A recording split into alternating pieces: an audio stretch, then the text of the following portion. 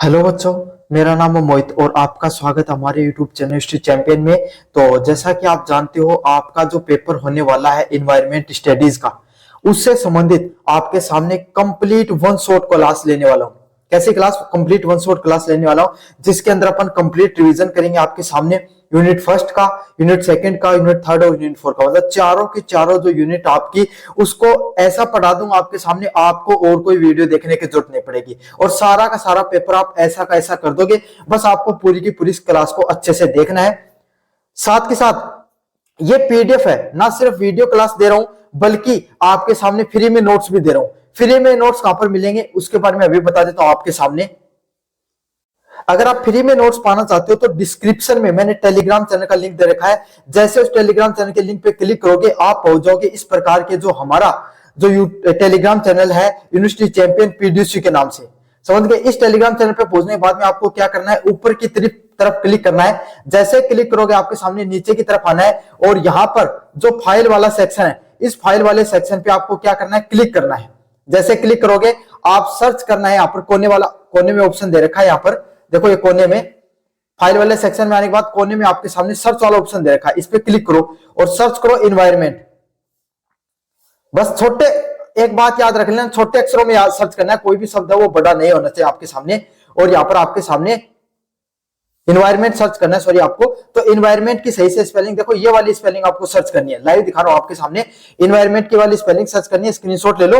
और यहाँ पर environment studies BA first semester, BA BSc BCom किसी के विद्यार्थियों सेम ही सिलेबस रहता है, ये वाली पीडीएफ आपको देखने को मिल जाएगी और जाकर इसको पढ़ लेना। साथ के साथ डिस्क्रिप्शन में आपके सामने प्ले लिस्ट का लिंक दे रखा, वहां से जाकर अगर आप अन्य कोई इस टॉपिक से संबंधित कोई भी वीडियो देखोगे तो सारा सारा सिलेबस आपका रिवीजन हो जाएगा। Unit first, unit second, important question सब कुछ वहीं पे करवा रखे हैं। और कोने में आपके सामने मैंने व्यू प्रोडक्ट का ऑप्शन दे रखा है, इस पे क्लिक करके अगर कोई प्रोडक्ट खरीदोगे तो फ्लिपकार्ट मंत्रा सबसे ज्यादा डिस्काउंट देखने को मिल जाएगा। चलिए शुरू करते हैं आपके सामने यूनिट नंबर फर्स्ट से, और कोशिश करूंगा कि सारी चीजें मारवाड़ी में समझा दूं आपको, ताकि आपको हर चीज अच्छे से समझ में आ जाए। पर्यावरण के घटक और परितंत्र। देखो, इन्वायरमेंट स्टडीज का पेपर है भाई थारो, मतलब इन्वायरमेंट स्टडीज को मतलब पर्यावरण से संबंधित पेपर है ना। मारवाड़ी में पढ़ाऊंगा सारा, वैसे तो हिंदी में पढ़ाता हूँ, लेकिन ये पढ़ लो भाई आपके सामने मारवाड़ी में, है ना। तो शेखावाटी यूनिवर्सिटी के विद्यार्थी हो तो अपन इधर आसपास के क्षेत्र के विद्यार्थी हो तो मारवाड़ी में आपको अच्छे से समझा दूंगा। पर्यावरण से संबंधित पेपर है। मैं तो देखो पर्यावरण के बारे में बताने की जरूरत है। जिंदगी में कोई भी इंसान जब पैदा हुआ है और जब तक वो मृत्यु लोक में नहीं चले जाए, मृत्यु की प्राप्त नहीं हो जाता, जीवन में वो हमेशा अपने पर्यावरण से हमेशा जुड़े हुए, सबसे जरूरी घटक है। क्यों भाई? क्योंकि अपने जिंदा रहने के लिए सबसे जरूरी चीज क्या की जरूरत पड़े भाई? ऑक्सीजन की। प्राथमिक जरूरत क्या क्या भाई? ऑक्सीजन की। अगर ऑक्सीजन बंद कर दी, ऑक्सीजन नहीं मिलेगी तो इंसान मृत्यु ना प्राप्त हो जाए, है ना। ऑक्सीजन कटे से मिला भाई? ऑक्सीजन एक प्रकार की गैस हो। अगर कोई एकदम अनबोल बालक है जिन्हें एक की ऑक्सीजन क्यों है, उन बता दूं, ऑक्सीजन एक प्रकार की वायु में पाने जाने वाली एक प्रकार की गैस होती है जो हमारे जिंदा रहने के लिए आवश्यक, जो सांस लेवाना वो ऑक्सीजन ही लेवा, कार्बन डाइऑक्साइड बाहर छोड़ दिया, है ना। कठिन मिला है, पेड़ पौधा से, पर्यावरण से मिले हैं। अच्छा, एक दूसरा घटक जो जिंदा रहने के लिए आवश्यक है वो क्या होता है आपके सामने? वो रहा आपके सामने पानी। अब अपना जिंदगी में अगर चलो वायु मिल गई, खाना मिल गया, लेकिन अगर पानी नहीं मिले तो भी क्या रहेंगे? अपन जिंदा नहीं रह सकते। समझ में आ गया? रहने के लिए जिस घर में रहते हो वो किसी ना किसी पृथ्वी पे आपके सामने टिका है, किस भूतल पे टिका हुआ है, तो वो क्या होता है भाई आपके सामने? पर्यावरण से मिलता है। ऑक्सीजन पेड़ों से मिलती है आपको, है ना। आप जो भोजन खा रहे हो वो पेड़ पौधों से निकलता है, तो वो भी पर्यावरण का हिस्सा। तो आसपास अपने जीवन में आप जिस भी चीज को देख रहे हो वो क्या पर्यावरण से संबंधित होती है कहीं ना कहीं। समझ में आ गया आपको अच्छे से? चलिए अब बढ़ते हैं आपके सामने अगले वाले पॉइंट की तरफ। पर्यावरण के घटक, पर्यावरण के प्रमुख घटक कौन से होते हैं उसके बारे में विस्तार से जानेंगे। पर्यावरण वह संपूर्ण व्यवस्था है जिसे जीव और निर्जीव वस्तु दोनों शामिल होते हैं। पर्यावरण के चार प्रमुख घटक होते हैं। मतलब पर्यावरण का अर्थ यही नहीं है कि जिसमें सिर्फ जीव हो, जीव जैसे जीव जंतु, है ना, पेड़ आपके सामने जो पेड़ पौधे, जानवर, जीवित चीजें दो ही मानी जाती है आपके सामने। एक तो जो मनुष्य प्रजाति होती है वो मानी जाती है, और जितने जानवर होते हैं आपके सामने, जितने छोटे से कीड़े मकोड़े से लेकर आपके सामने जितने भी सब जीव माने जाते हैं। काफी लोग जो पेड़ होते हैं उनको जीव भी मान लेते हैं, काफी लोग निर्जीव मान लेते हैं, लेकिन अपन निर्जीव ही मानेंगे विज्ञान के अनुसार, है ना। बाकी आसपास अपने जितनी भी चीजें देख रहे हो सारी चीजें निर्जीव हैं, ये भी पर्यावरण का हिस्सा है। समझ में आ गया? मैं पढ़ा रहा हूं आपके सामने, किस पे?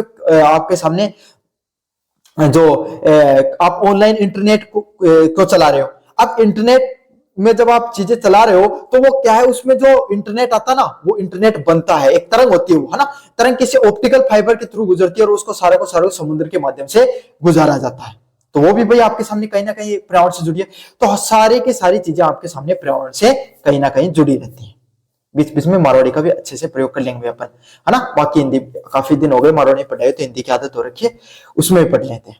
वायुमंडल, वायुमंडल पृथ्वी के चारों ओर घिरी हुई गैसों की परत होती है, जिससे ऑक्सीजन, नाइट्रोजन, कार्बन डाइऑक्साइड आदि गैसें पाई जाती है। नाम देखो भाई, नाम क्या, वायु प्लस मंडल, नाम से समझना, वायु मतलब कहीं ना कहीं हवा की बात होगी, है ना। साथ के साथ मंडल मतलब वो जगह होती है ना भाई, जहां पर जो चीजें रहती है उसको मंडल बोला जाता है। तो वायुमंडल मतलब वायु से संबंधित कोई ना कोई चीजें जिसमें देखने को मिलती हैं। जहां भाई देखिए oxygen, nitrogen, carbon dioxide, CFC, SO2, CO2, जैसे CO carbon monoxide, sulphur dioxide, है ना, ओजोन, अनेक प्रकार की जो गैसें हैं वो जिस मंडल में पाई जाती हैं, जहां पर उसको क्या कहा जाता है, वायुमंडल। नाम से सीखो, वायु प्लस मंडल। वायु मतलब जहां पर वायु से संबंधित चीजों की चर्चा की जाए, बात की जाए, उसको वायुमंडल के नाम से जाना जाता है। वायुमंडल जीवों को सांस लेने के लिए हवा देता है, पृथ्वी का ताप नियंत्रित करता है। वायुमंडल क्या करता है भाई, आपके सामने जो जीव होते हैं उनको सांस लेने के लिए क्या देता है भाई, आपके सामने हवा देता है। क्या देता है भाई, हवा देता है, और पृथ्वी का तापमान नियंत्रित करता है। अब आप कहोगे सर ये हवाएं कैसे नियंत्रित करती हैं पृथ्वी के तापमान को? अरे बच्चों, जो पृथ्वी होती है ना, पृथ्वी एक गोले के समान है ना। पृथ्वी में क्या होता है, सूर्य की किरणें आती हैं और टकरा कर वापिस चली जाती है ना। अब एक चीज सुना होगा कि काफी लोगों को आपने सुना होगा कि भाई आपके सामने जो चंद्रमा, उसका तापमान दिन में 100 डिग्री रहता है और रात में -100 डिग्री चला जाता है। ऐसा क्यों होता है? पृथ्वी का तो नहीं होता है। बाकी सारे घरों का अगर आप तापमान देखोगे ना तो काफी फ्लक्चुएट करता है। फ्लक्चुएट मतलब ऊपर नीचे होता है। दिन का तापमान 200 डिग्री, 250 डिग्री चला जाता है, रात का माइनस में चला जाता है। ऐसा क्यों होता है उसमें? क्योंकि उनमें वायुमंडल नहीं पाया जाता है, जहां पे carbon dioxide, nitrogen, sulphur dioxide, carbon monoxide जैसी गैसें नहीं पाई जाती हैं। ये ग्रीन हाउस गैसें होती हैं। इनका क्या फायदा होता है भाई, ये पृथ्वी की जो सूर्य की किरणें आती है ना, इनको अपने अंदर रख लेती हैं, है ना। जिससे क्या होता है, जो गर्मी होती है ना, पृथ्वी की सूर्य किरणें होती है, उनको गर्मी को अपने अंदर ट्रैप करके रख लेती है, जिससे पृथ्वी का तापमान नियंत्रित रहता है। इसीलिए तो ये गैसें जब ज्यादा होने लग गई है, तब क्या हो गया भाई, आप जो आपके सामने बहुत ज्यादा साधन हो गए, है ना, व्हीकल बहुत ज्यादा हो गए, फैक्ट्रियां चलने लग गई, तो अब कार्बन डाइऑक्साइड ज्यादा मात्रा में जाने लग गई वायुमंडल में, तो ज्यादा आपके सामने जो गैसेज है वो पृथ्वी के जो सूर्य के तापमान, जो किरणों का तापमान को ट्रैप करती है, इसलिए पृथ्वी का तापमान बढ़ रहा है। समझ में आ गया ना? आज आपको ग्रीन हाउस इफेक्ट होता है वो समझा दिया मैंने। जलमंडल, जलमंडल क्या होता है? जलमंडल में पृथ्वी के समस्त जल शामिल होता है, जैसे नदियां, झीलें, समुद्र, महासागर तथा भूगत जल। मतलब जलमंडल क्या होता है भाई, नाम से समझो, जल प्लस मंडल, ऐसा मंडल जहां पर किसमें हो, जल की बात की जाए। समझ में आ गया? जहां पर पानी इकट्ठा होता है उसी को जलमंडल के नाम से जाना जाता है। पानी कहां कहां से जाता है भाई, किस किस माध्यम से कलेक्ट होता है? नदियों के माध्यम से, झील के माध्यम से, समुद्र और महासागर में क्या पाया जाता है? आपके सामने जल पाया जाता है। और भाई आपको बताने की जरूरत नहीं है भाई कि जो जल होता है वो कितना आवश्यक होता है हमारे जीवन के लिए। अगले वाला के शाना तो थे गनाई हो गया, बताने की तो थान जरूरत है ही नहीं, लेकिन फिर भी पढ़ लो। स्थल मंडल, स्थल मंडल क्या होता है भाई, आपके सामने इस स्थल की बात जहां पर की जाए उसको स्थल मंडल कहा जाता है। स्थल मतलब भूमि की बात की जाए, है ना। अब भूमि मंडल में क्या पाया जाता है भाई, मिट्टी पाई जाएगी, जहां आप रहते हो भाई, जहां पे आपने घर बना रखा, हवा में थोड़ी बना रखा है, धरती पे टेक रखा ना उसको, तो वो क्या आपके सामने स्थल मंडल में है। चट्टाने और खनिज जहां पर पाए जाते हैं उसको स्थल मंडल के नाम से जाने जाते हैं। ये कृषि, आवास और उद्योग का आधार होते हैं। किस चीज के लिए भाई? जहां पर कृषि उगाई जाती है, जहां पे आवास किए लोग रहते हैं और जहां पर उद्योग लगते हैं, वो क्या होता है आपके सामने? स्थल मंडल के नाम से जाना जाता है। अब ये मत करना सर, जम्मू कश्मीर में तो डल झील पे भी आपके सामने घर बने हुए हैं, काफी ऐसी नदियां हैं, जैसे जो लोकटक झील है, वहां पर भी लोग रहते हैं, तो क्या वो भी स्थल मंडल? अरे बच्चों, वो स्थल मंडल नहीं है, भूमि का होना आवश्यक है। स्थल मंडल वही माना जाएगा जहां पर भूमि का होना आवश्यक है। जहां पर पानी पर घर बनाए जाते हैं वो क्या होता है? जल मंडल का हिस्सा होता है। समझ में आ गया? जीव मंडल, जीव मंडल क्या होगा? जीव मंडल में सभी प्रकार के पौधे, पशु व सूक्ष्म जीव आते हैं। जीव मंडल क्या नाम समझो, जीवों से जो जीव से संबंधित जो मंडल होता है उसको जीव मंडल कहते हैं। भाई जटे जीव जंतु जानवर जो थारा भाई घरा कोई भैंस बंदरी है, कोई गाय है, कोई भेड़ है, कोई बकरी है, कोई ऊंट बांध रखो है, सारा सारा कहीं जीव है। तो जीवों से आप भी जीव ही, हाँ क्या सोचो कि मैं तो जीव को नहीं, थे भी जीव ही हो, है ना। जितने भी जो जीव होते हैं ना, पौधे भी आते हैं उसमें, पशु भी आते हैं, सूक्ष्म जीव भी आते हैं। विज्ञान के अनुसार है ना, विज्ञान के अनुसार बायोलॉजी के आप अगर बीए के विद्यार्थी हो तो आपने पढ़ा होगा या 10th क्लास के अंदर किंगडम्स के बारे में। 5 किंगडम बायोलॉजी में अलग अलग प्रकार के प्रकार बांट रखे हैं भाई आपके सामने। 5 किंगडम ऑफ ह्यूमन, जो आपके सामने जो जितने भी जानवर होते हैं ना आपके सामने, उनको अलग अलग किंगडम में बांटा गया। हम मैमल्स कैटेगरी में आते हैं, समझ में आ गया। तो पौधे, पशु, सूक्ष्म जीव किसमें रहते हैं भाई? जीव मंडल में रहते हैं, समझ में आ गया। अब देखो आपको एक ट्रिक बता देता हूं। सबसे पहले ट्रिक क्या है? कोई भी व्यक्ति है ना, कोई भी व्यक्ति, कोई भी आदमी जन्म लियो, अब याद क्या करोगे चारों मंडल ना, ट्रिक बताऊं। कोई भी आदमी जन्म लियो, जानता है सबसे पहले उनके क्या की चीज की जरूरत पड़े? ऑक्सीजन। ऑक्सीजन नहीं मिलेगी तो खत्म, है ना, मर जाओगे ना। अच्छा, उन ऑक्सीजन तो मिल गई, अब क्या थोड़ी सी देर बाद उन प्यास लगी, भाई प्यास नहीं मिलोगे तो भी मर जाओगे, समझ में आ गया। तो क्या होगा? उन पानी पिलाएगा। बच्चे ने जन्म लिया तो उसको सबसे पहले ऑक्सीजन की जरूरत पड़ी, फिर क्या हो भाई बोया बोले मन तो वो थोड़ा रो लागो जाना, उनके थोड़ा पानी पियो तो उन पानी की जरूरत पड़ी। फिर भाई टापर ने सारे दिन गोदी में थोड़ा रखेगा, कठे तो स्वावेगा पाड़ला में, तो वो पाड़लो क्या को पट्टी करो? धरती पे। क्या पट्टी करो? धरती पे। तो वो क्या है? स्थल मंडल, है ना। और वो जो बच्चों जन्म लियो वो खुद क्या जीव है। तो इस प्रकार से 4 मंडल से याद कर लो। कोई बच्चे ने जन्म लिया तो जन्म लेते उसको किस चीज की जरूरत पड़ी भाई? ऑक्सीजन की, तो वो क्या? वायुमंडल। फिर उसको क्या पिलाएगा भाई? पानी। भाई पानी पिलाना जरूरी है, और लागो जब पानी पियो, जब पानी की आवश्यकता तो जलमंडल। फिर क्या है भाई आपके सामने? बच्चे को सारे दिन गोदी में नहीं रख सकते, कितना ही रो, उसको तो पालने में तो सुलाना पड़ेगा, तो उसको कहां पर टिका था? स्थल मंडल पे। तो क्या? स्थल मंडल। और खुद क्या होता बच्चा? जीव, तो जीव मंडल। इस प्रकार से 4 मंडल होते हैं। ट्रिक से थारे यह चीज समझ में आ गई होगी। चलिए, पर्यावरण के क्षेत्र और महत्व। तो पर्यावरण के कितने प्रकार के क्षेत्र होते हैं और उनका क्या महत्व होता है? देखो, पर्यावरण अध्ययन एक बहुविषयक विषय, ये मोस्ट इंपोर्टेंट पर्सन है। ये पर्सन जरूर से आएगा भाई आपके सामने। पर्यावरण अध्ययन का अन्य विषय से किस प्रकार से संबंध होता है उसके बारे में विस्तार से बताइए। अब कैसा कैसा संबंध होता है मैं तुरंत स्थापित कर दूंगा। भाई संबंध तो बना थे भी लियो हो, लेकिन फिर भी मैं था ना सिखा दी हूं। पर्यावरण अध्ययन को क्या संबंध है? पहला संबंध है पर्यावरण अध्ययन को जीव विज्ञान से। अब जीव विज्ञान के जो बायोलॉजी का विद्यार्थी हूं तो बेरो जीव विज्ञान बायोलॉजी बोलिया करें। जितने भी जीव जंतु है इस दुनिया के अंदर, उसका अध्ययन जिस विज्ञान में किया जाता है उसको जीव विज्ञान कहा जाता है। अब जय थारे बारे में कोई अध्ययन करेगा तो थे भी जीव विज्ञान में हो। अब थारा जो नीचे भाई ये टाइम में सर्दी को मौसम चल रहा है, कोई ज्यादा जीव जंतु तो कौन दिखा अपना, लेकिन थे गाय है ना, भैंस है, बकरी है, भेड़ है, शेर है, कुत्तो है, बिल्ली है, मूष्टो है, जो भी है झन को अध्ययन करो जो है जी के अंदर उन जीव विज्ञान का नाम से जाने जाए। अब थे एक बात बताओ, सारा बच्चा पर्यावरण का बारे में अध्ययन करांगा तो पर्यावरण में तो जीव रहे हैं, पर्यावरण में तो रहे जीव सारा। तो पर्यावरण अध्ययन के साथ की को अध्ययन हो जाए? जीव विज्ञान को अध्ययन हो जाए। समझ में आएगा? पर्यावरण अध्ययन में अपन जीव विज्ञान का भी अध्ययन कर लेते हैं। अब भूगोल मतलब क्या होता है? पृथ्वी की संपूर्ण घटकों के बारे में आपके सामने क्या किया जाता है? आपके सामने जो पृथ्वी क्यों, इस सृष्टि के जितने भी आपके सामने जो जितनी भी विज्ञान होती है ना, उसके बारे में अगर अध्ययन करते हो किसमें करते हैं? भूगोल में करते हैं भाई आपके सामने, है ना। भूगोल मतलब पृथ्वी गोल है, यही तो कहा जाता था अपने को बचपन में। तो यही है, जितने भी आपके सामने भाई जो जीव जंतु हो गए, इसमें जीव जंतु भी आ जाते हैं, इसमें पृथ्वी भी आ जाती है, इसमें आपके सामने अन्य ग्रह भी आ जाते हैं, नदियां आ जाती हैं, जल मंडल, स्थल मंडल, जितने मंडल पढ़ाए वो सबको किसमें अध्ययन किया जाता है भाई? भूगोल में अध्ययन किया जाता है। तो कहीं ना कहीं आप पर्यावरण अध्ययन का अध्ययन करते हो तो जल मंडल, स्थल मंडल, आपने मंडल पढ़े, सबके सब भूगोल का भी अध्ययन कर लिया आपने। समझ में आ गया? और जब जीव मंडल का उसमें अध्ययन किया तो आपने जीव विज्ञान का अध्ययन कर लिया। समझ में आ गया? रसायन विज्ञान। अब आप कहोगे सर रसायन विज्ञान का कैसे अध्ययन करेंगे? तो बच्चों, जब जीव जो पर्यावरण अध्ययन है ना, इसमें भाई अपन ने पर्यावरण अध्ययन के बारे में पढ़ते हैं तो उसके नुकसानों के बारे में पढ़ते हैं। समझ में आ गया? अच्छा, आप अपने खेत में फसल उगाते हो, अब भाई थे फसल उगाई और फसल न खा जाए कीड़ा, या जो थे के बताया कि नहीं, जो गेहूं उगाया और गेहूं का पत्ता पीला पड़ना शुरू होगा, है ना। थे भाई भाग्या भाग्या कृषि केंद्र में गया, बोलो साहब यहाँ बताओ मान लो तो जो गेहूं पाया हा पत्ता होगा पीला तो क्या करा, बोले यो रसायन घेर दो ठीक हो जाएगा। अर्थ गया लेके यार गिरा ठीक होगा। तो क्यों, जो पर्यावरण है, जो पर्यावरण है उसके जो आपके पर्यावरण में क्या है, आपके सामने पेड़ पौधे आते हैं, अब उसमें कौन सा रसायन डालना है ताकि वो कीटनाशकों से बचाया जा सके, ये रसायन विज्ञान से जुड़ी हुई चीज होंगी। अच्छा नदी जा रही है ना, नदियां केक रही आपके सामने, या नदी क्यों थारे घर पानी आता होगा भाई, काफी विद्यार्थी शहर में रहना है जिनका क्या हर डेली पानी आवा है, हर मतलब काफी जो गांव में रहने वाले हो तो कुएं से पानी भरते हैं भाई, है ना। और काफी लोगों के डोर टू डोर सप्लाई होती है, घर में नल लगा था खोलते पानी आ जाता है।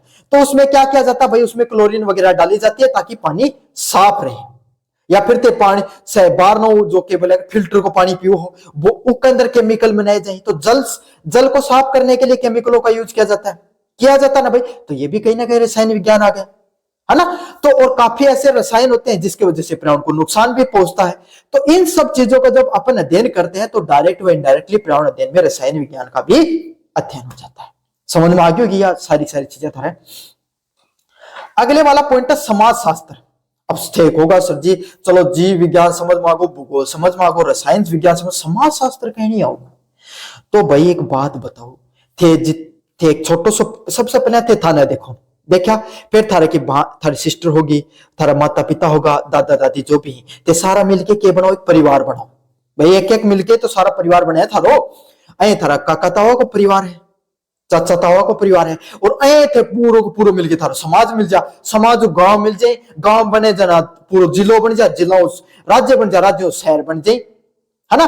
पूरा राज्य से पूरा देश बन जा, और देश से पूरा एक महाद्वीप, और महाद्वीप से पूरी एक जोड़ के पृथ्वी बन जाए। हिसाब समझ में आ गया। तो एक छोटी सी इकाई का भी अध्ययन करते हो भाई, एक एक आदमी को तो अध्ययन करो ही हो ना, कि भाई रामलाल है, पर्यावरण अध्ययन ने सच जा रामलाल पूरी जिंदगी जीरम के भाई कितनी ऑक्सीजन ली, कितो खानो खायो, कितो नुकसान पहुंचायो। तो एक रामलाल की भांड रामलाल को काका ताऊ से मिला के परिवार बने और एक समाज बना दिए। तो पर्यावरण का समाज शास्त्र से समाज पे किस प्रकार का जो क्या पड़ता है, जो प्रभाव पड़ता है, उसको समाज शास्त्र के नाम से जाना जाता है। समझ में आ गया। तो इस प्रकार से आपको प्रश्न जरूर आएगा, पर्यावरण अध्ययन का अन्य विषयों के साथ क्या संबंध रहता है, नाम रट लो, चिपका है। समझ में आ गई। और बाकी एक बात बता दू थाने, यूट्यूब चैनल ने ज्वाइन कर लियो। क्यों कर लियो? क्योंकि ज्वाइन कर लोगे ना, फ्री में क्लास मिलेंगी, फ्री में नोट्स मिलेगा, और फ्री में लाइव क्लास मिलेंगी, और फ्री में इंपॉर्टेंट क्वेश्चन थारा चाह बहुत इंपॉर्टेंट क्वेश्चन बताए थे जो आज जाए। सिर्फ इंपॉर्टेंट क्वेश्चन है, कुछ को नहीं बेटा पढ़ाओ, है ना। इजी नोट्स बना रखा है, उनका प्रश्न उत्तर भी करवा दूंगा, और सिर्फ इंपॉर्टेंट क्वेश्चन भरोसा होगा तो फेल हो जाओगा, है ना। तो इसलिए सारी चीज उरे मिल जाएंगी। तो चैनल ने जरूर से सब्सक्राइब कर लियो। पर्यावरण का महत्व, पर्यावरण का क्या महत्व होता है? जीवन का संतुलन प्रदान करना। अब देखोगा सर जी क्या नहीं संतुलन प्रदान करे भाई, एक बात बताओ, एक दिन के लिए केवल थोड़ी ऑक्सीजन तो छोड़ो, इतनी सोच को नहीं रखो थे। अया समझ लो कि थारे घर 15 दिन पानी को नहीं आयो, पास सोचो की हालत हो जा, और जाना माँ जाना आपस में लड़ाई, दोनों रामलाल और श्यामलाल दो आपके सामने पड़ोसी, दोनों की खूब बढ़िया करती, और 15 दिन पानी को नहीं, दोनों जन आपस में लड़ मरिया, बोले तू मेरे लिए पाइप कहाँ काटी, और जहने लड़ाई, पानी भरने गया, और एक जनो एक पहले लाइन में जाके लागो, पहले पानी भर लियो, पिछो आके दोनों में लड़ाई हो जाएगी, ओ है ना। तो पर्यावरण संतुलन प्रदान करता है। सोचो एक दिन आपके सामने ऑक्सीजन बंद हो जाए आपकी आनी, एक दिन आपके सामने पानी नहीं आए, एक दिन आपको खाना नहीं मिले, क्या हालत हो जाएगी आपके सामने? कुछ को नहीं हुआ, एक दिन में ऑक्सीजन तो मिल जाए, लेकिन पानी भोजनों को मरोगा। लेकिन 15-20 दिन अगर ये चीज चलती रह जाए तो क्या हो जाएगा? आपका जीवन नष्ट भी हो सकता है, आपका जीवन दुर्भर हो जाएगा, हो जाए ना। तो यही बात है, जीवन में संतुलन प्रदान करें। प्राकृतिक संसाधनों की रक्षा करना, पर्यावरण को क्या काम है, जो प्रकृति पर जितना भी संसाधन पाया जाए ना, सारा का सारा संसाधन रक्षा प्रदान करे, कहीं नहीं। अब थे पानी पियो, यो खनिज है ना। अब थे क्या कर रहे हो, जो वीडियो देख रहे हो मोबाइल में देख रहे होगा। अब मोबाइल क्यों बने? प्लास्टिक से बने, लोहो यूज है, कुछ भी जो धातु यूज है, ये भी खनिज है ना। तेजी पर बैठा हो, बाकी तो खाट पर बैठा होगा, नहीं को कुर्सी पर बैठा होगा, है ना। तो खाट क्या की बनी रही है? लकड़ी की। आपके सामने कपड़ों लाग रहे हो गया, फिर जो जेवड़ी वगैरह बना रहे, क्योंकि कुर्सी के तो प्लास्टिक की होगी, के आपके सामने लकड़ी की होगी। तो ये सब खनिज है, और हर सब खनिजों की रक्षा कौन करती है? प्रकृति करती है, आपके सामने पर्यावरण करता है। मानव और प्रकृति के बीच में संबंध, अब देखोगा कहीं नहीं संबंध है गुरुजी प्रकृति और मानव के बीच में, अच्छो बोलो संबंध है भैया, अगर थे प्रकृति ने नहीं बचाओगा तो प्रकृति था कौन बचावेगी। अब कहोगा कहीं नहीं। अब आज का टाइम में थे देखो जय क्यों एक रहे आपके सामने बारिश को मौसम आ जाना सुन गयो तो सुने वो कि भाई नदी के बीच में बसे हुए घरों को नदी एक साथ बाढ़ क्षेत्र में बहा कर ले गई, 5 लोगों की मृत्यु हो गई, 10 लोगों जो भी आपके सामने हो वो क्यों हो? क्योंकि भाई नदी का रास्ता में आप घर बनाए, नदी थोड़ी हो रास्तों बदले, आपको कौन बदले ना आपके सामने, तो नदी तो आपका रास्ता में चल रही है। समझ में आ गया आपको? तो यही है, प्रकृति को अगर आप बचा कर रखोगे तो प्रकृति आपको बचाएगी, अगर आप प्रकृति को नहीं बचाओगे तो प्रकृति आपको निपटा देगी। समझ में आ गया? तो एक दोनों के बीच में सहसमंजस्य वाला रिश्ता है, मतलब भाई बना के तो रखनी पड़ेगी, ना बना के रखोगा तो थारो काम निपटा दिया जाएगा। बस इसकी ट्रिक यही होती है, जीवन संतुलन और सुरक्षा। अगले वाले पॉइंट की तरफ बढ़ते हैं, सतत विकास के उदाहरण। अब सतत विकास क्यों है देखो रामलाल, अब सतत विकास क्यों है? अब थाले दादा कन थे जब भी बैठो तो थालो दादो के कहो भाई अब तो पहले डिबाई को नहीं रही, ना तो वो खानो रही हो, ना वो पानी रही हो, और ना आज का टाइम अवारी, और ना आज का टाइम बया का लोग रिया। तो देखोगा भाई दादो जी थे या बात कहे थाला टाइम में शौकी हो जो हाल टाइम में को नहीं, मैं फोन चलावा न्यू थाला टाइम में तो हुई कि एक चीज को नहीं, तो वह बताएगा कि भाई मेजी टाइम में पहले का टाइम आया कोया कर तो पानी शुद्ध पानी कड्या करता, कोई भी आदमी का गोड्डा दर्द को नहीं करता। आजकल तो 20 साल का गोड्डा चटक जाए, थोड़ा सा 1 किलोमीटर दूर जाने के लिए सांस फूलने लग जाए, मैं 20-20 किलोमीटर दूर चला जाया करता। समझ में आगा? खेत में कोई यूरिया देने की जरूरत कौन पड़ती, आजकल सुना भाई यूरिया का बालक है, सुने रही थरिया कहावत, तो यही है, मैं यूरिया देने की जरूरत को नहीं, खाद गिरा करता भैंसा की डांगरा की और बढ़िया नाज पन पिया करता। समझ में आ गई?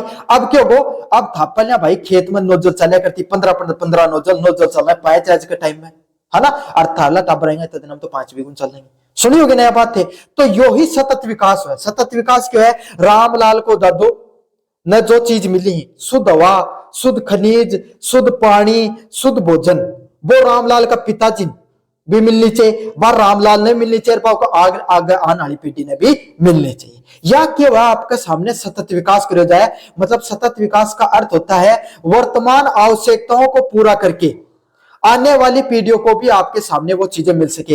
रामलाल को दादो के रहे हो भाई पहले 100-200 बीघा जमीन बह कर तो कुआ को बचीट बैठा दियो, पहले 15 नोजल चला करती, नोजल चलना 5, क्यों? क्योंकि पानी भूजल स्तर के वो गिर को। समझ में आ गई? तो अब थाला टाइम तक आता था 5 नोजल बची, अगला आने वाली जनरेशन में 2 ही चलेंगी, तो क्यों बोले सतत विकास को नहीं। रामलाल का दादो जी टाइम में 15 नोजल चलाया करते तो थालो पिताजी चलाए ना, रामलाल को पिताजी जाना 15 चलनी चाहिए, और जब थे चलाओ जब भी 15 आगान वाली जनरेशन में 15 चलनी चाहिए, जब वो है सतत विकास। मतलब ते थारो खुद को भी विकास करो, खनिज को उपयोग करो, जिसमें जो वायु आवे, भोजन आवे आपके सामने, जो पेट्रोलियम, डीजल, जितने भी खनिज होते हैं वो उनको थे भी प्रयोग करो और आने वाली जनरेशन भी प्रयोग करें, उन्हीं के कहे जा सतत विकास का नाम से जाने जाए। समझ में आगे होगी थारे यह चीज।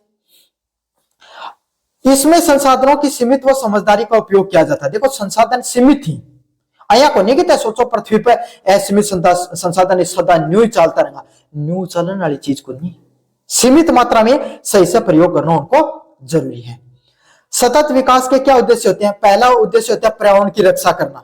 भाई सतत विकास करोगा तो सतत विकास को कि सब लोगों को विकास होना चाहिए, पर्यावरण की रक्षा होगी, संसाधन संरक्षण मिलेगा और सामाजिक और आर्थिक विकास होगा। भाई कहीं नहीं होगा, मैं बताऊं थाने पर्यावरण की रक्षा किस प्रकार से होगी आपके सामने। पर्यावरण की रक्षा आपकी किस प्रकार से होगी? सभी के सब, अगर आप खुद की जो चीज है भाई आपके सामने रामलाल को दो, अगर सही से कौन बचा के चलतो, जना क्या हो जाता है भाई भूजल स्तर कौन गिरतो, भाई एक लोग का प्रयास कौन गिरे, सभी करियो, लेकिन कुछ ना कुछ तो को भी योगदान है ही, चाहे 0.001% ही हो, लेकिन कुछ तो को भी योगदान है ना। संसाधन को संरक्षण, हर चीज को संरक्षण होगा और आगे आने वाली जनरेशन भी उनको सही से उपयोग कर पाएंगे।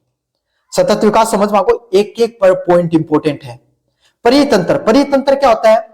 परितंत्र वो व्यवस्था होती है जिसमें जीव और उनका पर्यावरण आपस में जुड़े होते हैं, इसमें जीव एक दूसरे पर निर्भर होते हैं। परितंत्र क्या होता है भाई आपके सामने, जो जीव जंतु पर्यावरण है ना वो आपस में जुड़ रहे हैं। अब खोका नहीं जुड़ रहे हैं, अहिया थोड़ी जुड़ रहे हैं ना, अहिया ही जुड़ रहे हो नहीं, अहिया जुड़ रहे हैं। समझ में आ गई? अहिया नहीं, आखिरी अहिया, दोनों में अंतर क्या होता है भाई आपके सामने। भाई एक बात बताओ, जया सुबह सुबह थारी मम्मी जाके गाय को दूध काट लिया है, चाय बना के पियो, खेत में थारा नाज जो है नाज ने काट के थे भोजन करो। समझ में आ गई। एक टाइम अया को आवे जब थारी गात के दूध देना बंद कर दे तो देखा तो मैं तो नहीं लिया आऊंगा, और मान लो दुनिया में बच्चे ही नहीं जाना कैसे लिया होगा, है ना समस्या। जब बहुत सा यहाँ का जीव जंतु तो दुनिया में क्या होगा, शिकार करके उन्हें नष्ट कर दिया गया, तो अब कुनी दुनिया में अब डायनासोर थोड़े देखने मिले हैं, कोई देखने मिले ना। तो यही है, हमें क्या है, सारे के सारे जीव जंतु एक दूसरे पर निर्भर रहते हैं। कैसे निर्भर रहते हैं भाई, एक बात बताओ, अगर थारो खेत है ना, अब क्या होगा, खेत में ना क्या कर दिया भाई, सांप, सारा सांप मार दिया, सांप मार दिया भाई, अपना टाइम है भी अपनी साइड में सांप दिखने मार दिया, तो क्या होगा, चूस मुस्सा ही पर ज्यादा हो जाएगा, चूहे ज्यादा हो जाएगा, चूहा ज्यादा हो जाएगा, फसल तो पाओगा लेकिन मुस्सा खा जाएंगे।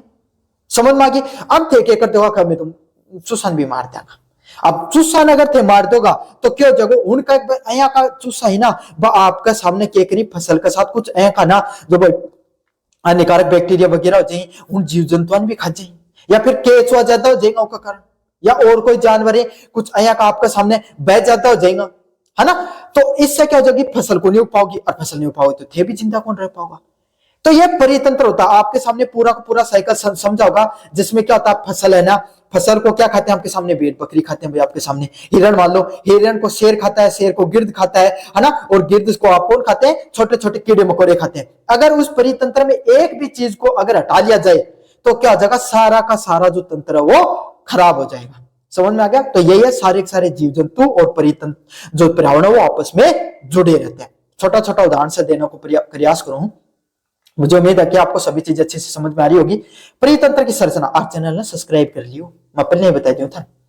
जीव घटक, जीव घटक क्या होते हैं, पौधे, पशु और जीवाणु। आपके सामने जो जितना भी जो परितंत्र होता है, इसमें जितने भी पौधे होते हैं, पशु होते हैं, जीवाणु होते हैं, है ना, जो जीव जंतु होते हैं, वो क्या होते हैं आपके सामने, सारे के सारे परितंत्र का हिस्सा होते हैं। अजैविक घटक कौन सा हुई, हवा, पानी व मिट्टी। दो प्रकार का जीव घटक मतलब जीव जंतु से संबंधित, पशु पौधा आ गया, पशु आ गया, जीवाणु आ गया, ये सब क्या है आपके सामने जीव घटक होते हैं। और अजैविक घटक कौन सा है, हवा, पानी व मिट्टी क्या होते हैं आपके सामने, अजैविक घटक होते हैं। समझ में आ गया आपको अच्छे से। चलिए अगले वाले पॉइंट की बात करें, परितंत्र के कार्य। भाई परितंत्र के काम कर रहा है ऊर्जा का प्रवाह करना। ऊर्जा का प्रवाह अब देखोगा, ऊर्जा का प्रवाह क्यों है, खाओ खाओ जा खान कुछ ऊर्जा मिले ना, है ना, वही प्रवाह देखने मिले, है ना। अगर विज्ञान के विद्यार्थी इसको अच्छे से समझ पे आएंगे, आपको इसको फूड पिरामिड के नाम, जो पिरामिड के नाम से बोला जाता है आपके सामने, फूड वेव के नाम से भी जाना जाता है इसको, इंग्लिश मीडियम के है ना भाई, मान तो भाई वेरो है न्यू क्यों है। जब देखो कोई भी खानो खायो, थे खानो खाए, जब मान लो कोई हिरण है वह घास खाई, तो घास खा के ऊर्जा मिली, जने तो दौड़ रही है। अब उन खा के कोई शेर शिकार कर लियो तो उन ऊर्जा मिल गई। और शेर ने क्या होगा आपके सामने, शेर भाई, शेर ने तो कोई कौन खा, शेर सल्ट को खत्म हो गो। जब उनको गिरद खाई तो उन ऊर्जा मिल गई। अब गिरद मर गो, जब उनको जीव जंतु वाले कीड़ा मकोड़ा खागा, जो भी जितना भी जो ये है ना, जो नरभक्षी जितना भी जो आपके सामने जो कीड़ा वही वह उन्हें खाए हैं, तो इनके आपके सामने जिससे क्या उन ऊर्जा मिली। तो ये ऊर्जा को तंत्र है। अब ऊर्जा को तंत्र में क्या सिस्टम है, जो निचले स्तर पर है ना, जहां मान जो जानवर शाकाहारी हुए उनने सबसे ज्यादा ऊर्जा मिले, फिर मांसाहारी ने उससे कम मिले, फिर आपके सामने जो हुन जो बक्सी हुए, नर बक्सी जना बोले जाए, जो अलग अलग प्रकार का जीव जंतु खाई हुन उनसे कम मिला है। तो इसका क्या ऊर्जा का प्रवाह बढ़ता है इस प्रकार से। पोषक तत्वों का चक्कर, जितने भी पोषक तत्व होते हैं उनका चक्कर देखने को मिलता है, और जीवन का भी संतुलन देखने को मिलता है। चलिए अगले वाले प्रश्न की बात करते हैं। ऊर्जा का प्रवाह करने की बात करने, वही होता है परितंत्र में ऊर्जा सूर्य से आती है और विभिन्न जीवों तक पहुंचती है। अब देखो गुरुजी, अब मान लेते तो बता दे बन के हिरण घास खाए और घास से उनके अंदर ऊर्जा आ गई हिरण में। तो अब देखोगा घास में ऊर्जा कठिन आई, तो मेरे विद्यार्थियों घास में ऊर्जा आती है सूरज की किरणों से। अब देखोगा सूरज की किरणों कहनी है, सूरज की किरणें पेड़ पौधे पे पड़ती है, उसमें फोटोसिंथेसिस होता है, फोटोसिंथेसिस से पौधे होते हैं वो आपके सामने खाना बनाते हैं और इससे उनमें ऊर्जा आती है। समझ में आ गया अच्छे से, ये पूरी प्रक्रिया होया करे। समझ में आई होगी सारी चीजें। खाद्य श्रृंखला, जीवों के बीच में भोजन का क्रम। तो जितना भी जीव जंतु है उनका भोजन को क्या क्रम हुआ है, घास ने हिरण खागी, हिरण ने शेर ने वाले कोई गिरद खागो और गिरद ने कोई आपके सामने कोई नर पक्षी जीव जंतु खागा। अच्छे से समझा दियो मैंने इसको। खाद्य जाल, जो फूड वेब था बता रहे हो, खाद्य जाल के नाम से जाने जाए। कई श्रृंखलाएं आपस में आपके सामने जुड़ी रहती हैं, उसको खाद्य जाल के नाम से जाना जाता है। तो अलग अलग प्रकार के आपके सामने जो श्रृंखलाएं वो आपस में जुड़ी रहती हैं उसको खाद्य जाल के नाम से जाना जाता है, खाद्य फूड वेब के नाम से जाना जाता है। अगले वाला पॉइंट क्या होता है आपके सामने, पारिस्थितिक उत्तराधिकारी। इसका पारिस्थितिक उत्तराधिकारी क्या होता है आपके सामने, समय के साथ किसी क्षेत्र में जीवों के साथ होने वाला प्राकृतिक परिवर्तन पारिस्थितिक उत्तराधिकारी कहलाता है। मतलब समय के साथ कोई भी क्षेत्र में जो प्रकृति में जो परिवर्तन होने वाला है उनके कहा है पारिस्थितिक उत्तराधिकारी के नाम से जाना जाता है। चलिए, अब अलग अलग प्रकार का परितंत्र पाया जाए। तंत्र एक प्रकार को, तंत्र मंत्र कई प्रकार का है, परितंत्र कौन सा प्रकार को है, उसको पहला नाम है वन परितंत्र। अब मैं थाने एक सवाल पूछूंगा कमेंट बॉक्स में, परितंत्र क्यों है, परितंत्र की डेफिनेशन सारा बच्चा कमेंट बॉक्स में लिख दियो, है ना। अर्थ कौन सा कॉलेज का विद्यार्थी हो और कौन सी जगहों वीडियो देख रहे हो, यो भी कमेंट बॉक्स में बता दियो। पहला है वन परितंत्र। वन परितंत्र क्या होता है, वनों में पेड़ पौधे पशु और सूक्ष्म जीव पाए जाते हैं, ये जलवायु संतुलन में मदद करते हैं। मतलब जो वन हो ना, इन पेड़ पौधा पाया जाए, है ना, और छोटा छोटा सूक्ष्म जीव पाए जाए, छोटा छोटा जीव जंतु जानवर पाए जाए, यो क्या है, वन परितंत्र है। वन परितंत्र जठे जंगल पाए जाना, जंगल में जीव जंतु पाए जाएगा, कोई पेड़ पौधा पाए जाएगा, वो आपके सामने वन परितंत्र है। घास परितंत्र, अब थे आप थे देखे होगा भाई आपके सामने कोई है कि जमीन हो जो खाली पड़ी रहे भाई आपके सामने, उन घास उग जा। भारत में तो है कि आपने भाई राजस्थान में शेखावाटी क्षेत्र में कट्ठे है की जगह है, लेकिन मान लो घनी है कि जगह थे मैदानी क्षेत्र में जाओगा, बड़ो सो जगह पाई जाओ जिन घास उगी रहे, उनके कह जाए घास भूमि के नाम से जाना जाता है, जहां पे अलग अलग प्रकार की वनस्पति पाई जाए। और जटे के भाई डांडा चराने के लिए, जीव जंतु चराने के लिए भेज दिया जाए। समझ में आता है, समझ लो कि खाली कोई के पड़े के तो जोड़ पड़े हुए और को खाली खेत पड़े रहना अपने, उनकी घास उग जाए और हम क्या अपना जानवर चरान के लिए छोड़ दिया, छोड़ा कर ना भाई, कोई अपना भैंस बांध दिया, कोई गाय बांध दे, कोई आपकी बकरी चरान आ जाए, कोई भेड़ चरान आ जाए, और एक तो उन घास परितंत्र के नाम से जाना जाए।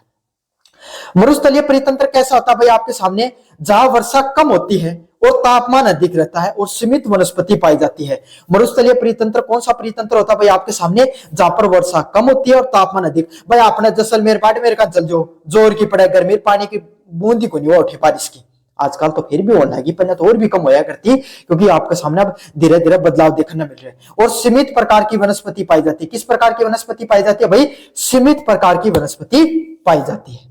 अगले वाला है जलीय परितंत्र। जलीय परितंत्र क्या होता है भाई आपके सामने, इसमें तालाब, नदी, झील, समुद्र और महासागर शामिल है। मतलब मथान के सिखायो जल से संबंधित कोई भी चीज है वो जलीय परितंत्र। भाई जिन तालाब की बात, तालाब, नदी, समुद्र, महासागर पाए जाते हैं उसको जलीय परितंत्र के नाम से जाना जाता है। तो बच्चों ये थी आपके सामने यूनिट फर्स्ट, जिसके बारे में मैंने हर कॉन्सेप्ट को अच्छे से समझा दिया है। अगले वाली यूनिट को अगर आप पढ़ना चाहते हो, डिस्क्रिप्शन में लिंक दे रहा हूं यूनिट नंबर 2 का, वहां से आपके सामने प्लेलिस्ट से जाकर यूनिट नंबर 2 पढ़ लेना। धन्यवाद। बच्चों मेरा नाम है मोहित और आपका स्वागत है हमारे यूट्यूब चैनल हिस्ट्री चैंपियन में। तो जैसा कि आप जानते हो, आपका जो पेपर होने वाला है इन्वायरमेंट स्टडीज का, उससे संबंधित आपने क्या क्या यूनिट फर्स्ट को ऑलरेडी पढ़ लिया है।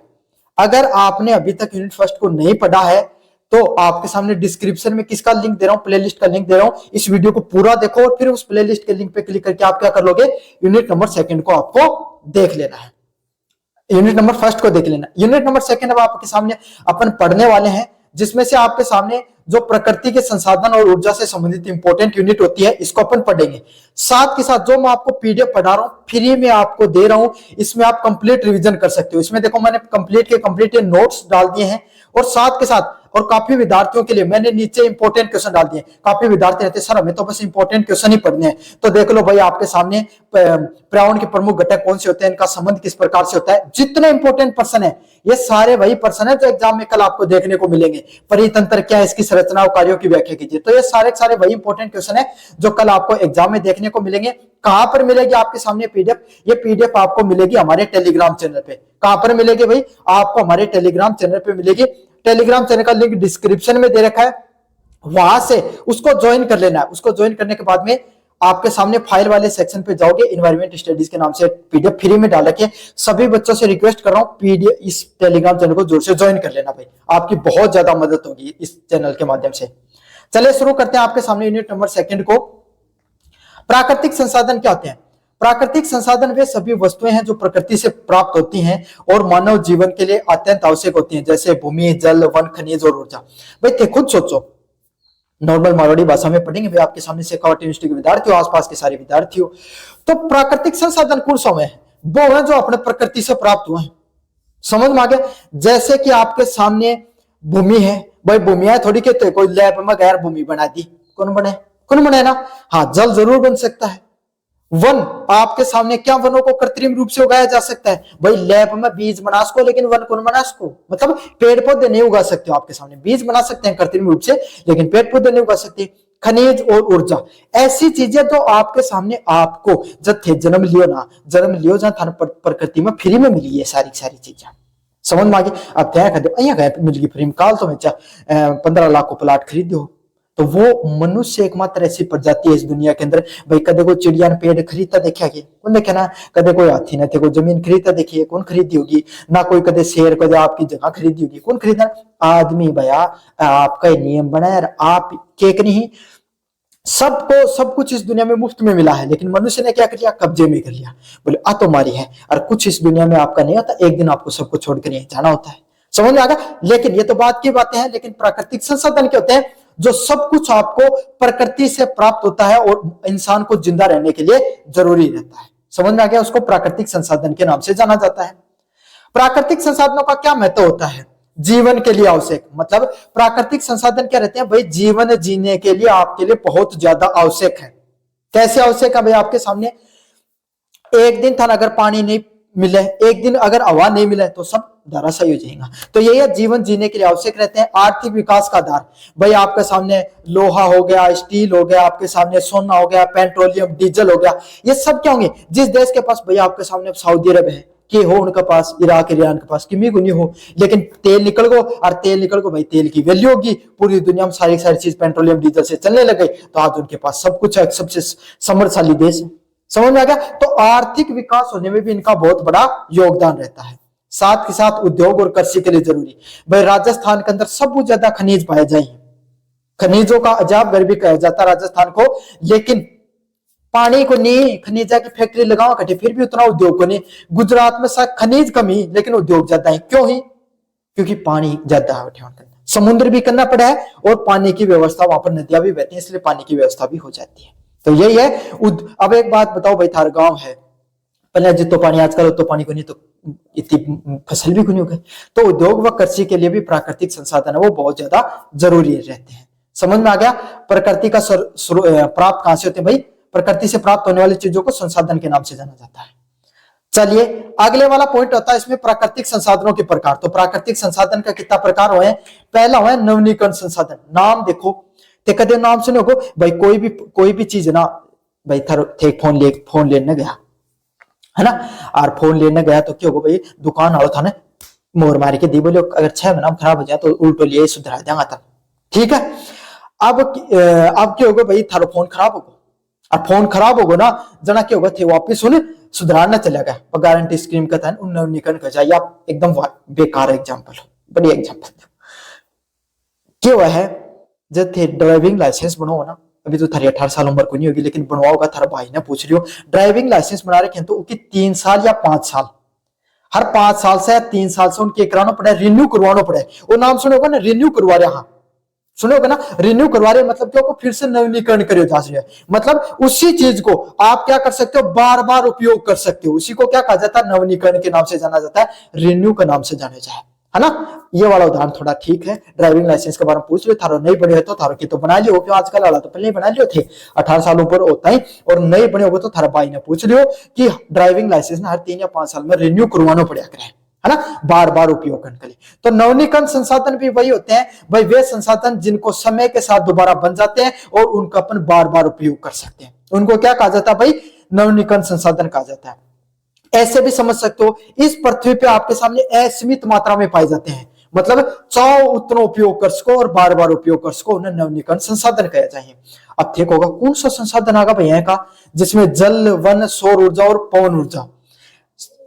सौर ऊर्जा है भाई, सूरज की ऊर्जा, जब तक सूरज रहोगे इतना दिन तो खत्म को नहीं होगी। सोलर प्लेट लगाओ और जितनी मनमा उतनी यूज करो। भाई सोलर प्लेट बदल की जरूरत है, लेकिन बस सूरज की ऊर्जा को नहीं बदलेगी, समझ में आ गई। सौर ऊर्जा की बात हो रही है, सोलर प्लेट की बात नहीं हो रही है ना। पवन ऊर्जा, हवा चलती रहेगी इतना दिन में, पवन चक्की चलती रहेगी, आपके सामने उनसे ऊर्जा बनती रहेगी।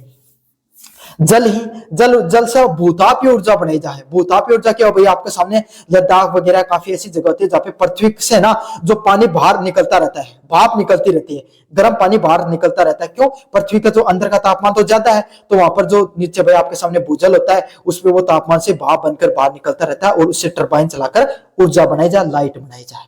तो ये कुछ आपके सामने वो ऊर्जा के प्रकार होते हैं जिनको आप बार बार प्रयोग कर सकते हो, उनको नवीनीकरण ऊर्जा संसाधनों के नाम से जाना जाता है। समझ में आ गया? क्या विशेषताएं होती है भाई आपके सामने इनकी?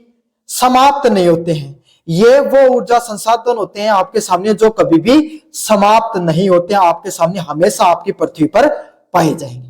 समझ में आ गया? प्रकृति द्वारा पुनः बनाए जाते हैं, अपना आप ही वापस बन जाएगा, बार बार उपयोग करिए जा सकता है। और पर्यावरण के लिए सुरक्षित भी है। साथ के साथ क्या है, पर्यावरण होता है उसके लिए सुरक्षित भी होते हैं आपके सामने, पर्यावरण के लिए सुरक्षित होते हैं। भाई क्या सुरक्षित होंगे? सौर ऊर्जा से। अब एक बात बताओ, कोयलो जलायो, जो पेट्रोलियम जलाए, इससे क्या होगी? धुआं निकले, कार्बन डाइऑक्साइड पृथ्वी में पूज जा, जिससे क्या है आपके सामने पोल्यूशन हो जाए। और अब सौर ऊर्जा आपके सामने भूतापीय ऊर्जा, ये तो आपके सामने प्रकृति द्वारा बार बार फिर से बनाई जा सके और असीमित मात्रा में कभी भी समाप्त भी नहीं हुआ, ये इनका फायदा है। अगले वाला क्या आपके सामने? अनवीनीकरण संसाधन। अनवीनीकरण संसाधन क्या होते हैं आपके सामने? वे संसाधन जो एक बार समाप्त हो जाने पर दोबारा नहीं बनते, उनको अनवीनीकरण संसाधन कहा जाता है। मतलब भाई अहिया की चीज है जो आपके सामने, अब क्यों गो 6 महीना लो गारंटी कार्ड गयो, फोन फूट गो, थे दुकान में गया सुधार दो का, बोले साहब 6 महीना की गारंटी गई, अब तो नए लेना पड़ेगा। वो कौन सा संसाधन है? अनवीनीकरण संसाधन है। मोबाइल वाला एग्जांपल याद कर लियो, थोड़ा है तो कोनी मैं को, लेकिन काम आ जाओगे थारा अनवीनीकरण में। अनवीनीकरण के भाई उन्हें एक बार यूज करे मतलब जो यूज ही कौन कर सका। समझ में आ गया? वह कौन सा संसाधन हुई? अनवीनीकरण संसाधन हुई, चाहे कोयला, पेट्रोलियम, प्राकृतिक गैस। अब एक बात बताओ भाई, तेल गलायो 1 लीटर थाली मोटरसाइकिल में दबायो और भगा ली, और 1 लीटर भया खत्म। अब वो जो थोड़ी आज को नहीं बना, या समझ लो थे 1 लीटर नया करके डोल दियो, है ना, सारो को सारो आधे घंटा तो लग गई, 15-20 मिनट सारो उड़ जाओ, वापिस थोड़ी लिया होगा, कुनिया आस का ना, कुनिया आस का। तो ये वो कोयला है, एक बार जला दिया तो जला दिया, राख भलाई मिल जाए, कोयलो तो मिले को नहीं। समझ में आ गया? अब क्या होगा, सर जी मैं तो लकड़ी जलाऊंगा उसे कोयलो बनाऊंगा, वो चट्टू दिखा है ना, कौन बने। समझ में आ गया? ऐसा दिमाग नहीं लगाना आपको, कोयले की बात हो रही है। और जो अपन घर पे कोयला चलाते हैं, कोयला भी नहीं होता है, समझे, इसको चारकोल बोला जाता है। चारकोल और कोयला मंत्र है। कोयलो जो प्राकृतिक रूप से नीचे निकाले जा रहा है पृथ्वी से, वो कोयलो है, जिसके 4 अलग अलग प्रकार के प्रकार होते हैं। और कमेंट बॉक्स में जो सबसे इंटेलिजेंट बच्चों है वो 4 जो कोयला का प्रकार हो उनको नाम बताते हो। समझ में आगे? लाइक करूंगा और अगला वीडियो में उनको नाम भी लूंगा भाई। एनवायरमेंट स्टडीज को जो अगला वीडियो डालूंगा ना, वो अंदर विशेषताओं की बात करें, सीमित मात्रा में पाए जाते हैं। अनवीनीकरण संसाधन होते हैं वो कैसे रहते हैं भाई आपके सामने? जो सीमित मात्रा में पाए जाएगा उनकी मात्रा एकदम फिक्स रहेगी। अधिक उपयोग से समाप्त, अगर बार बार उपयोग करोगा और अधिक उपयोग करोगा, क्या सोचोगा चाहूंगा उतना उपयोग कर लिया, उन कर्ज को क्यों? सीमित मात्रा में है, ज्यादा उपयोग करने क्यों जो खत्म हो जाओ। अब थारकन क्या पाया थाला घर का, बोला बेटा ओ ले 200 को नोट, और इम जितो पेट्रोल आवे ना इतनो गला लिए और वो काम करके आना है। अब क्यों हो बीच में भाया पेट्रोल खत्म हो गो, है ना, और पिस्सा भी को नहीं, तो और उपयोग कौन कर सको ना। तो भाई बात है ये सीमित मात्रा में पाया जाए, हण को और उपयोग कौन कर सके, और हण का उपयोग से प्रदूषण बढ़ा है। मोटरसाइकिल चलाओ और यहाँ दंडो तो बातें कि धुआं निकला कर है, प्रदूषण फैला, कार्बन डाइऑक्साइड ने फैला है। तो अनवीनीकरण क्या हो जाएगा भाई? जो खत्म हो जाएंगे आपके सामने, वो अनवीनीकरण आपके सामने अनवीनीकरण के नाम से उनको जाना जाता है। चलिए अगले वाले की तरफ बढ़ते हैं। आपके सामने भूमि संसाधन व भूमि उपयोग परिवर्तन। तो भूमि संसाधन कौन से होते हैं और भूमि उपयोग परिवर्तन कौन कौन से होते हैं भाई? भूमि संसाधन कौन से होते हैं आपके सामने? नामो बेरो पाटो, जो संसाधन भूमि के अंदर पाया जाए, या भूमि के उपयोग से जिन संसाधनों को आपके सामने जो संसाधन होते हैं उनको भूमि उपयोग संसाधन के नाम से जाना जाता है। जैसे भूमि संसाधन कौन से होते हैं? भूमि, कृषि, आवास, उद्योग व परिवहन के आधार। मतलब भाई कट्ठे भी थे कृषि करो, किसानी करो, खेती करता होगा भाई थे कट्ठे करोगा, कृषि कटे हो भाई आपके सामने जमीन पर ही हुआ है ना। अब छात, अब मत कहते मैं तो चाइना में देखिए छात पर भी उगाने, बस चाइना है साहब, उठे भी माटी चाहिए उगाने के लिए, है ना। जो और भी अलग अलग तकनीकें होती है, लेकिन भूमि का तो कहीं ना कहीं आपके सामने यूज होता है। उद्योग हो गया, परिवहन हो गया, सबके सब भूमि संसाधनों के प्रकार होते हैं। भूमि के उपयोग परिवर्तन, भूमि के उपयोग में समय के साथ होने वाले बदलाव को भूमि परिवर्तन के नाम से जाना जाता है। जैसे भाई आपके सामने पहले थे देखता होगा, पहले थे थार गांव ने देख लो, थार दादा कर बैठो और पूछो थालो दादा खोगो, अरे बेटा पहले तो ए 4 घर होया करता, आज देख पूरी डाणी के डाणी बस गई। सुना करो ना, ऐ शहर की जमीन है ना या अब मेरे नाम ही, आज जो जो आई हुई निकल रही है ना वो रखी, कुछ को नहीं हो रहा है, आया रोज डोलिया करता। सुना करो ना यह सब चीजें। तो समय के साथ जो बदलाव हो रहा है भूमि के अंदर, उसी को क्या कहा जाता है, भूमि परिवर्तन के नाम से जाना जाता है। जो भूमि के अंदर समय के साथ होने वाले परिवर्तन को क्या कहा जाता है, भूमि परिवर्तन के नाम से जाना जाता है। जैसे खेती की भूमि पर कारखाने लगा दिए गए हैं, है ना, तो उसको भूमि परिवर्तन के नाम से अपन जानते हैं। सारे के सारे विद्यार्थी एक बार कमेंट करना आप कहां से वीडियो को देख रहे हो और कौन सी कॉलेज के विद्यार्थी हो। एक बार भूमि से जुड़ी समस्याएं, अब भूमि से जुड़ी कौन सी प्रकार की समस्याएं होती है। पहली होती है भूमि क्षरण होना। भूमि का क्षरण होना मतलब आपके सामने जो जमीन होती है उसके अंदर क्या होता है भाई, आपके सामने जो जमीन होती है उसका कटाव होने लग जाता है। समझ में आ गया। भूमि क्षरण या भूमि की जो उर्वरकता होती है ना, वो भी आपके सामने क्या होती है, सॉरी भूमि क्षरण होती है, भूमि की उर्वरकता गिरना, गलत बोल दिया मैंने। भूमि का कटाव अगले में अपर्दन बोलते हैं उसको। क्षरण क्या होता है भाई, भूमि की उर्वरकता गिरने लग जाती है। पहले भाई थारे खेत में 15-15 20-20 बोरी होया करती, आज का दिन पहले 20 बोरी होया करती, आज के दिन 15 हो रही, मतलब क्या होगा, भूमि को क्षरण हो रहा है। मतलब भूमि में पहले जितनी उपजाऊता ही बाब इतनी रही कोनी, बाव वाकन कह करेंगे बोले माटी में कस को नहीं रही हो, तो वो कस को नहीं रह रही हो, माटी में कस चले हो। तो क्या करो भाई, जांच कराओ भूमि के अंदर में, और कौन सा खनिजा की कमी है, के कमी बेसी है दूर कराओ, करानी भी चाहिए। मतलब 2-3 साल में एक बार जो कृषि केंद्र होते हैं उसके अंदर अपनी भूमि जो मिट्टी होती है उसकी मिट्टी की जांच जरूर करवानी चाहिए। अगला क्या, मिट्टी का अपर्दन। अब थारे मान लो जमीन है, थारे कहे की जमीन है भाई, थारे खेती की जमीन क्या है कि टिल्ला की जमीन है ना, एकुन का नहीं भाई, मान ली तो खेत वाली जमीन के ऊपर खापड़ जमीन है। अब क्या है, जब मान ली आया को खेत को सेप आया कुछ है कुछ, तो अब क्या हर साल बारिश हो जाए, या उरे की ऊपरली मिट्टी है ना हमेशा था रोड कम नाज होगो, क्यों होगो, बारिश होगी तो उरे की जो उपजाऊ मिट्टी होगी ना वो हमेशा डैल के कटिया जी की ढलान वाले क्षेत्र में होगी। तो इसको क्या बोला जाता है आपके सामने, मिट्टी अपर्दन के नाम से जाना जाता है। किस नाम से जाना जाता है भाई, मिट्टी अपर्दन के नाम से उसको जाना जाता है। अगला क्या, मरुस्थलीकरण होना। मरुस्थलीकरण क्या होगा भाई, आपके सामने आप देखता होगा भर भर के पिकअप ले जाओ जोड़ अपना अपने जो कोई सिस्टम होगी, कोई रोड होगो, या आपके सामने जो जाटी होगी हमने काट दी, अब काट देंगे जना क्यों जाओगे भाई, आपके सामने पेड़ इतना पौधा को नहीं रहेगा तो भूमि है वो मरुस्थल में हो जाओगी। आपके कदे से मारा काट मारे एक पेड़ काटना क्यों जाए बेटा, अं सब सोच सोच के सारा सलटा दी। समझ में आ गया। अब क्या होता है, देखो एक पेड़ होता है ना, वो आपकी जो जमीन होती है ना उसको क्या होता है, उसके मिट्टी नहीं कटने देता है, उस पे जीव जंतु रहते हैं। समझ में आ गया, उससे एक पारिस्थितिक तंत्र बनता है पूरा का पूरा।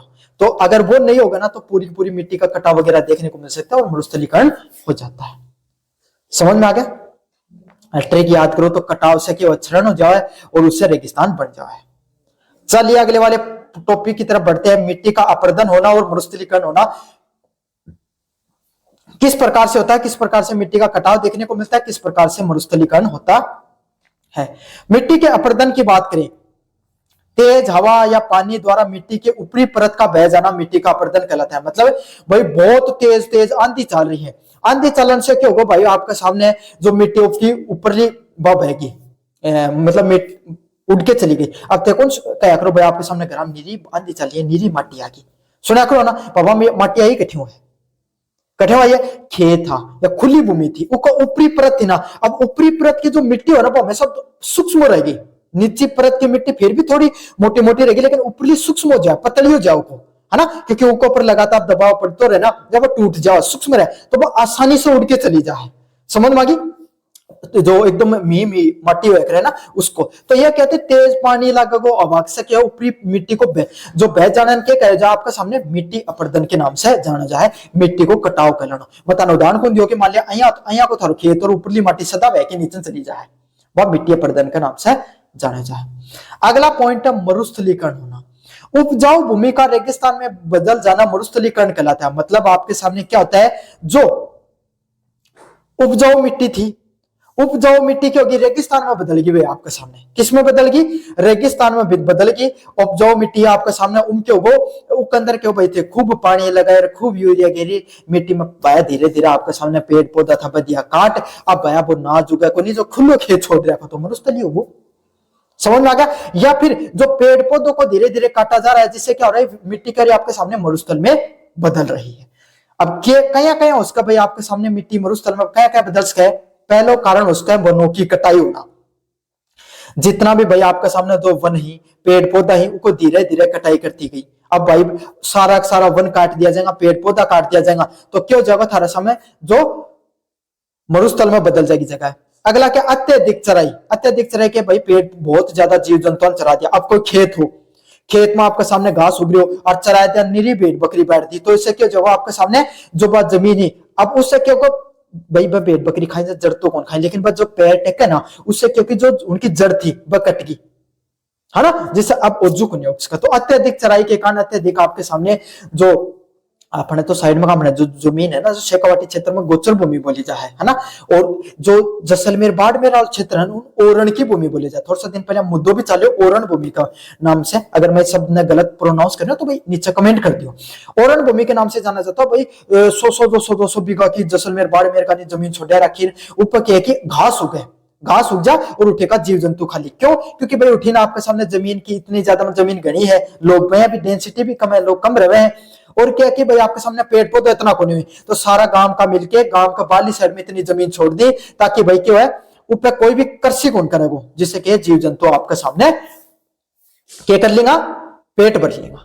समझ में आ गई। तो अगर हम ज्यादा आप चराई कर देंगे तो भाई जो घास उगने में प्रॉब्लम हो जाए। अनियंत्रित कृषि, मन भाई तारो खेत है ना, एक एक फसल बाय जा रहे हो, एक फसल बाय जा रहे हो, बदल नहीं रहे हो, तो इससे क्या उसका आप थारा समय कृषि है वह जो थारी जो जमीन है वह नष्ट हो सका है। समझ में आ गई। तो अनियंत्रित कृषि के कारण भी आपके सामने क्या हो जाता है, जमीन है वो मरुस्थलीकरण में बदल जाती है।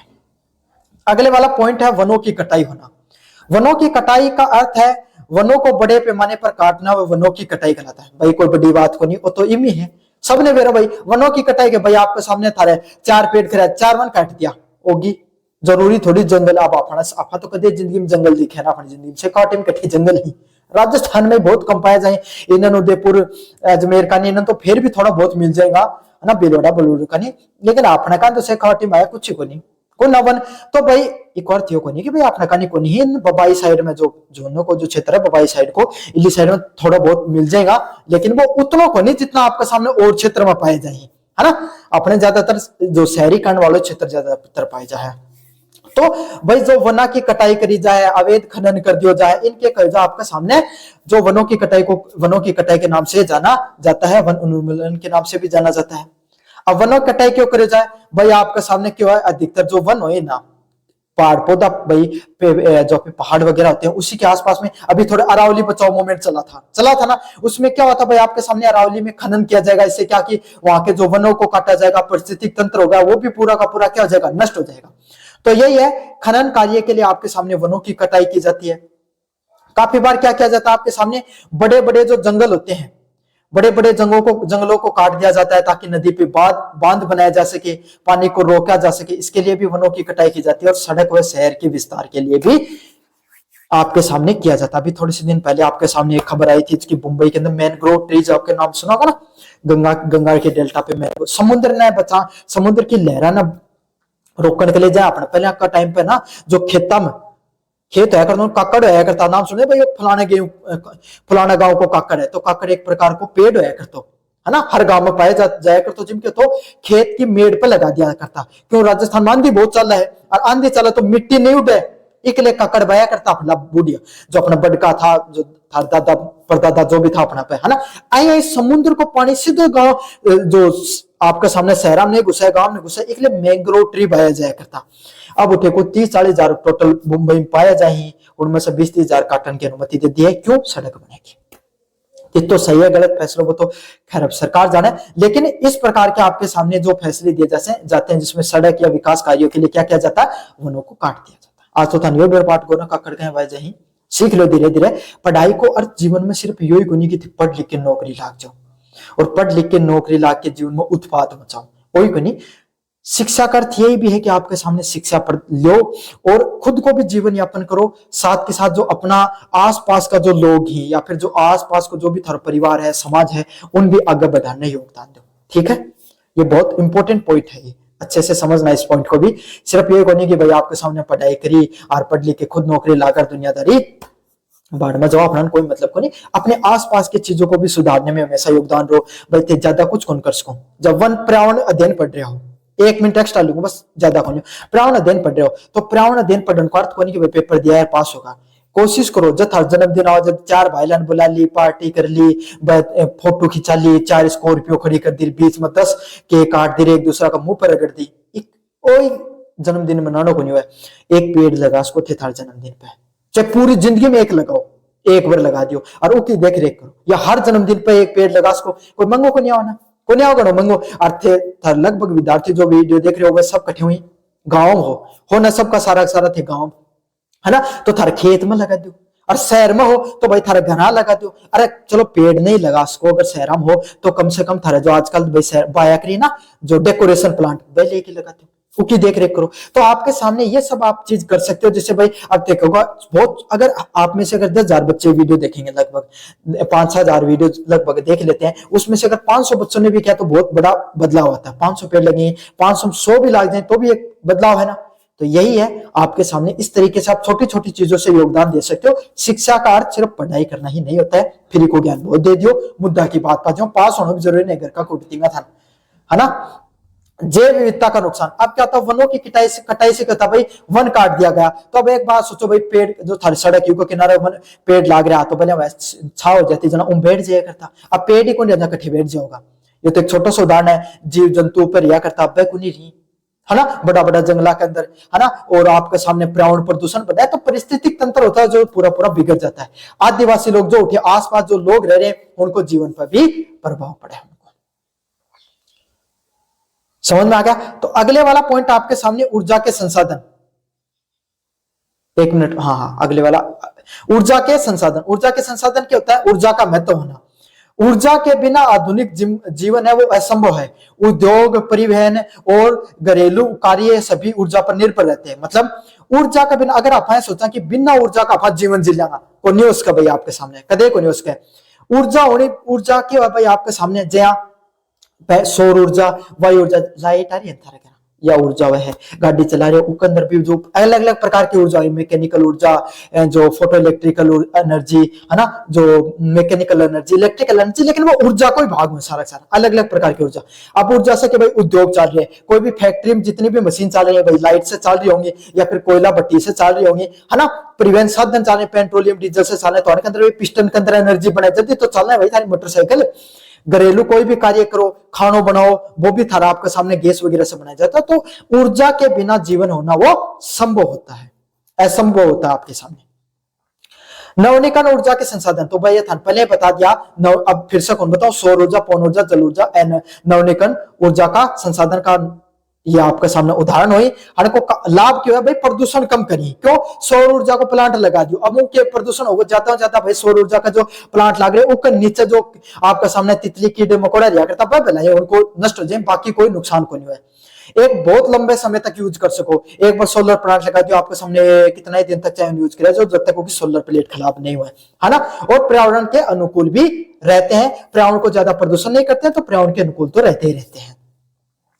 अगले वाला पॉइंट आपके सामने अनवीनीकरण के उदाहरण, कोयला, पेट्रोलियम, प्राकृतिक गैस। जो कोयला, पेट्रोलियम, मोटरसाइकिल पेट्रोलियम यूज है, प्राकृतिक गैस गिरा सिलेंडर बढ़ा के रहो, प्राकृतिक गैस को कोयला से क्या करो, खानो बनाओ, वो याद रख लियो, चूल्हो बढ़िया करता ना पहले ज्यादा, अगर थे टेक्निकल भाषा में नहीं जो भैया वो कोयलो को नहीं, कोयलो वो ही हुआ जो जमीन से निकला वो असली है ना। समस्या क्या होती है, प्रदूषण फैलता है। क्या होता है भाई आपके सामने अलग अलग प्रकार की क्या होते हैं भैया, जो अनवीनीकरण, मोटरसाइकिल चलाओ, जो पेट्रोलियम डीजल का उससे क्या धुआं निकला है ना, CO2 गैस बाहर निकला है। सीमित भंडार, सीमित मात्रा में पृथ्वी पर पाए जाए, असीमित मात्रा में नहीं, सीमित मात्रा में पृथ्वी पर पाए जाए, आने का क्या ज्यादा उपयोग से क्या उसका है, खत्म भी हो सके। अब क्या आप भाई आपके सामने पहले आपने भी जो झुंझुनू क्षेत्र था इसके अंदर कॉपर की खान थी, कॉपर तो अभी भी है लेकिन खान बंद होगी, क्यों भाई कर्मी काम कौन कर जाए, फिर आपके सामने उतना वो कौन निकल रहे हो, कोई लोग। अगला क्या, जलवायु में परिवर्तन भी देखने को मिलता है। अब आपके सामने वैकल्पिक ऊर्जा स्रोत और बढ़ती ऊर्जा आवश्यकताओं की बात करें, जैसे जैसे आवश्यकताएं बढ़ रही है, ऊर्जा की मांग बढ़ रही है, इसलिए वैकल्पिक ऊर्जा स्रोतों की भी जरूरत पड़ती है।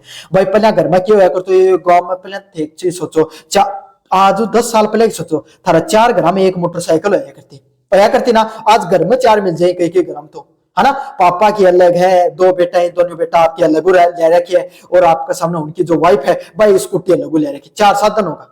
तो जय जय जनसंख्या बढ़ रही है, ऊर्जा की मांग बढ़ रही है। इससे क्या अपना सिर्फ जो प्राकृतिक जो अनवीनीकरण भाई पहले ऊर्जा है वह ज्यादातर अनवीनीकरण ऊर्जा स्रोता से पाई जाया करती। आजकल तो देखो सरकार के जो सौर ऊर्जा को कैंपेन भी चला रखा ना आपके सामने, जो सूर्य घर योजना कुछ ऐसा नाम उसका, एक बार कमेंट बॉक्स में बता देना मेरे को। उसका उससे क्या आपके सामने सोलर प्लेट लगाने के लिए सरकार क्या दे रही है, सब्सिडी दे रही है। क्यों? क्योंकि आपको पता है धीरे धीरे आपके सामने ईवी गाड़ियां आनी शुरू हो जाएंगी, जिससे क्या हो जाएगा, ऊर्जा है वो ज्यादा चाहिएगी और उसको बनाने के लिए आपको सिर्फ जो पुराने ऊर्जा के जो प्राकृतिक जो पारंपरिक जो ऊर्जा स्रोत है उन पर ही निर्भर नहीं रहना पड़ता है, अन्य पर भी रहना पड़ेगा। ऊर्जा संकट को कम करना, प्रदूषण नियंत्रण करना व सतत विकास करना। मतलब जो ऊर्जा भाई, ज्यादा ऊर्जा आने वाले समय में ज्यादा ऊर्जा चाहिएगी, तो उसको संकट को कम कैसे किया जा सकता है, और ऊर्जा को बनाने के लिए ज्यादा से ज्यादा क्या करने पड़ेंगे भाई, आपको पैदा करने वाले विकल्पों को खोजना पड़ेगा। तो सौर ऊर्जा करने लगा, पवन ऊर्जा, भूतापी ऊर्जा उनको प्रयोग करना, प्रदूषण को नियंत्रित करना। भाई आपके सामने कोयला सा ऊर्जा बने हैं, अब ज्यादा लोग होंगे, ज्यादा ऊर्जा चाहिए, ज्यादा कोयला बांटना पड़ेगा, ज्यादा कोयला ज्यादा प्रदूषण होगा, तो प्रदूषण भी नियंत्रित करना जरूरी है। क्यों? प्रदूषण को अगर नियंत्रित नहीं करोगे तो आपके सामने अब दिल्ली की हालत देखो क्या हो रही है ना। इस प्रकार की समस्याएं देखने को मिलेगी, और सतत विकास आने वाले जो जनरेशन है उनके लिए भी हमें क्या बचा के रखना है, जो कोयला वगैरह बचा के रखना है। तो ये आपके सामने यूनिट नंबर 2 कैसी लगी आपको जरूर से बताना, चैनल को जरूर से सब्सक्राइब कर देना और अपने दोस्तों को जरूर से शेयर करना है। धन्यवाद। टेलीग्राम चैनल जरूर से ज्वाइन कर लियो, और जो कोने में व्यू प्रोडक्ट वाला ऑप्शन दे रखा है इस पर क्लिक करके अगर कोई प्रोडक्ट खरीदोगे फ्लिपकार्ट मिंत्रा से, सबसे ज्यादा डिस्काउंट आपको देखने को मिलेगा। धन्यवाद। मेरा नाम है मोहित और आपका स्वागत हमारे यूट्यूब चैनल हिस्ट्री चैंपियन में। तो जैसा कि आप जानते हो, आपका जो पेपर होने वाला है फर्स्ट सेमेस्टर का, चाहे बीए बीएससी बीकॉम के विद्यार्थी हो, और आपका पेपर होगा एनवायरमेंट स्टडीज का, उससे संबंधित आपके सामने जितने भी जो महत्वपूर्ण टॉपिक होने वाले हैं पूरा का पूरा रिवीजन करवा रहा हूं। अब अपन पढ़ेंगे यूनिट नंबर 3 की तरफ। यूनिट नंबर 1 और यूनिट नंबर 2 ऑलरेडी पढ़ा चुका हूं, यूनिट नंबर 3 को अपन पढ़ने वाले हैं।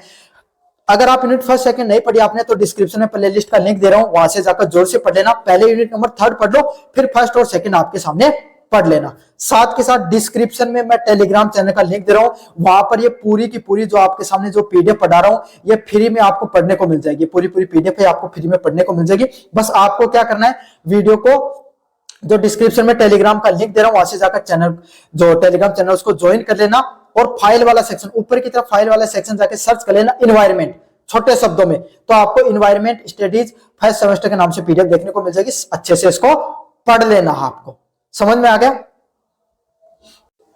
चलिए अब आपके सामने यूनिट नंबर 3 को शुरू करते हैं। साथ के साथ जो कोने में व्यू प्रोडक्ट वाला ऑप्शन दिखाई दे रहा है आपके सामने, थोड़ी देर बाद में दिखाई देगा, उस पर आप क्लिक करके आपके सामने फ्लिपकार्ट या मिंत्रा से जो भी प्रोडक्ट खरीदोगे सबसे ज्यादा डिस्काउंट आपको देखने को मिल जाएगा। चलिए शुरू करते हैं आपके सामने यूनिट नंबर 3 की तरफ। जैव विविधता और उसके संरक्षण से संबंधित आपके सामने प्रश्न देखने को मिलते हैं। सारी के सारी जितने भी जो यूनिट है उसका सारा का सारा अपन रिवीजन करने वाले हैं। तो इसमें जो जैव विविधता से संबंधित प्रश्न देखने को मिल रहा है, क्या है जैव विविधता का अर्थ? जैव विविधता का अर्थ है पृथ्वी पे पाए जाने वाले सभी प्रकार के पौधे, पशुओं व सूक्ष्म जीवों की विविधता। ये जीवन की सुंदरता और संतुलन को बनाए रखता है। मतलब जैव विविधता क्या होती है भाई? आपके सामने पृथ्वी होती है, उस पर जो सभी प्रकार के पौधे पाए जाते हैं, अलग अलग प्रकार के जो पौधे पाए जाते हैं, पशु और सूक्ष्म जीवों की जो विविधता पाई जाती है उसी को जैव विविधता के नाम से जाना जाता है।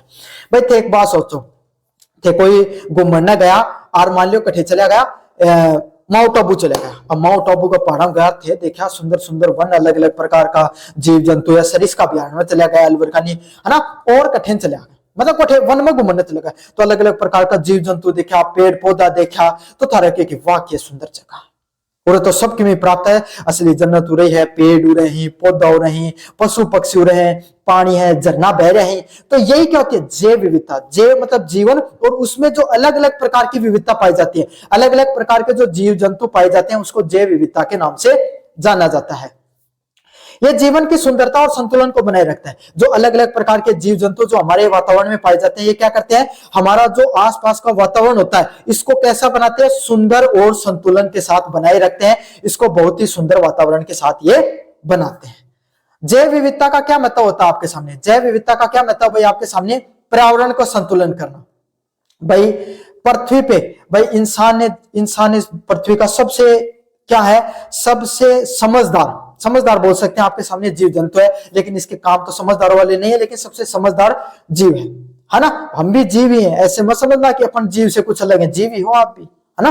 तो सबसे समझदार जीव है, और अपन ने सबसे समझदार होने के बावजूद जितनी पृथ्वी को या प्रकृति को जितना अपन ने नुकसान पहुंचाया, किसी जीव जंतु ने नहीं पहुंचाया। और हमें भ्रम है कि भाई हम है तो सब है, लेकिन ऐसा कुछ नहीं है आपके सामने। कोरोना में देखो, वो एक छोटा सा वायरस आज जनसंख्या ने कर दी थी, मैंने बैठ दी थी। तो यही है, पृथ्वी पे कोरोना में आपको छोटा सा उदाहरण, एक छोटे से सूक्ष्म जीवों के वजह से सारी की सारी पृथ्वी की जितनी घटनाएं थी सब रुक गई थी एक प्रकार से। तो यही है, पृथ्वी पे हर जीव का एक अपना अपना महत्व है, और वो सभी मिलकर इस पृथ्वी के संतुलन को बनाए रखते हैं।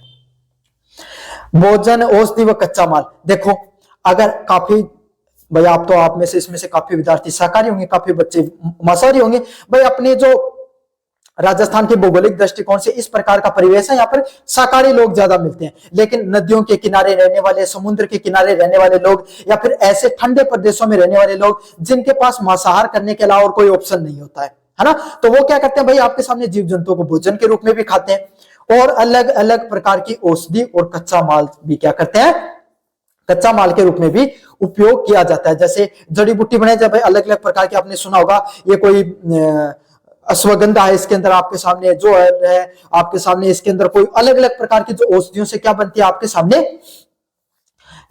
औषधियों से आपके सामने बीमारियों का इलाज करने के लिए जड़ी बूटियों का उपयोग किया जाता है, जड़ों का प्रयोग किया जाता है, किसी में तनों का, किसी में पत्तों का उपयोग किया जाता है, और काफी चीजों में कच्चे माल का भी उपयोग किया जाता है। और भाई शाकाहारी रूप में भी देखें तो आप शाकाहारी होंगे तो भी आपके सामने भाई पेड़ पौधों को तो खाते हैं भाई अपन। अब ऐसे मत कहो कि पत्ती कौन खाओ, मैं तो अरे पत्ती तो नहीं खाते, अब पत्ती भी खाते हैं। पालक क्या है, पत्तियां ही होती हैं भाई, गाजर क्या, जड़ें होती हैं। अपन सारा मतलब जो चीजें सही रहती है वो अब उस हिसाब से भोजन करते हैं, तो प्रकृति हमें भोजन देती है। प्राकृतिक तंत्र की मजबूती, जितनी जैव विविधता पाई जाएगी, जितने पेड़ पौधे पाए जाएंगे, उतना ही हमारा प्राकृतिक तंत्र क्या मजबूत रहेगा। मानव जीवन की सुरक्षा, और जो हमारा मनुष्य का जो जीवन है उसको भी सुरक्षा मिलती है किसके माध्यम से, आपके सामने प्रकृति के माध्यम से। तो जीव इसका यही है, जीव जितने अधिक होंगे प्रकृति को उतनी सुरक्षा आपको मिलती है। अब जैव विविधता के स्तर, कितने प्रकार की जैव विविधता पाई जाती है आपके सामने, मतलब कितने विविधता कहते हैं अलग अलग प्रकार की, तो कितने अलग अलग प्रकार की चीजें हो सकती है, किस हिसाब से हो सकती है भाई। मनुष्य में देखो, कोई काला है, कोई गोरा है, कोई सावला है ना, कोई छोटा हाइट का है, कोई बड़ा हाइट का है, कोई आपके सामने मोटा है, कोई ताजा है, कोई पतला है। अलग अलग प्रकार की भाई आपके सामने विविधताएं पाई जाती है। कोई को नाक का है, कोई चेहरों का है, कोई को अलग अलग प्रकार की नस्लें होती हैं, अलग अलग प्रकार की उनकी विविधताएं होती हैं। तो ऐसे जीव जंतुओं में किस प्रकार की विविधता पाई जाती है उसके बारे में अपन पढ़ेंगे। पहला क्या है, आनुवंशिक विविधता। एक ही प्रजाति के जीवों में पाए जाने वाले अंतर आनुवंशिक विविधता कहलाती है। मतलब एक ही प्रजाति में, जैसे आपके सामने मनुष्य दे लो, इसमें भी अलग अलग प्रकार की पाई जाती है भाई। आप अमेरिका में जाओगे, वहां के लोगों की अलग प्रकार के जो शरीर कदकाठी नस्ल होगी, अफ्रीका में अलग होगी, यूरोप में अलग होगी, एशिया में अलग होगी। तो हर महाद्वीप में और हर राज्य में, इनफैक्ट ये लो आपके सामने हर रीजन वाइज भी आपके सामने अलग अलग प्रकार की विविधता पाई जाती है। और वो कैसे पाई जाती है आपके सामने, आनुवंशिक। आपके पिताजी है ना, आपके पिताजी के जो गुण थे वो आपके अंदर पाए जाते हैं। अब आप भाई बच्चा जन्म लेता है तो कहते हैं भाई इसकी नाक तो इसकी मम्मी पे गई है, इसके जो आपके सामने चेहरा है वो इसकी दादी पे गया है, इसकी आंखें इसके पापा पे गई हैं। सुनते हो ना आप ये सब, कैसे होता है भाई, जो माता पिता दादा दादी जो आपके रिलेटिव होते हैं, आपके सामने जो क्लोज रिलेटिव होते हैं, उन्हीं के गुण आपके अंदर आते हैं। उसको क्या कहा जाता है, आनुवंशिक विविधता के नाम से जाना जाता है। समझ में आ गया ना। तो दादी कहा कर भाई ये तो करेगा कुछ मत, देखो तो पिताजी भी यही क्रिया करे, हेलो बेटो भी यही करा करो, तो यही करो, सुना ना आपने। तो यही होता है आपके सामने, ये आनुवंशिक गुण होते हैं जो आपके माता पिता के अंदर होते हैं, वही आपके अंदर गुण आते हैं, उसको आनुवंशिक गुणों के नाम से जाना जाता है।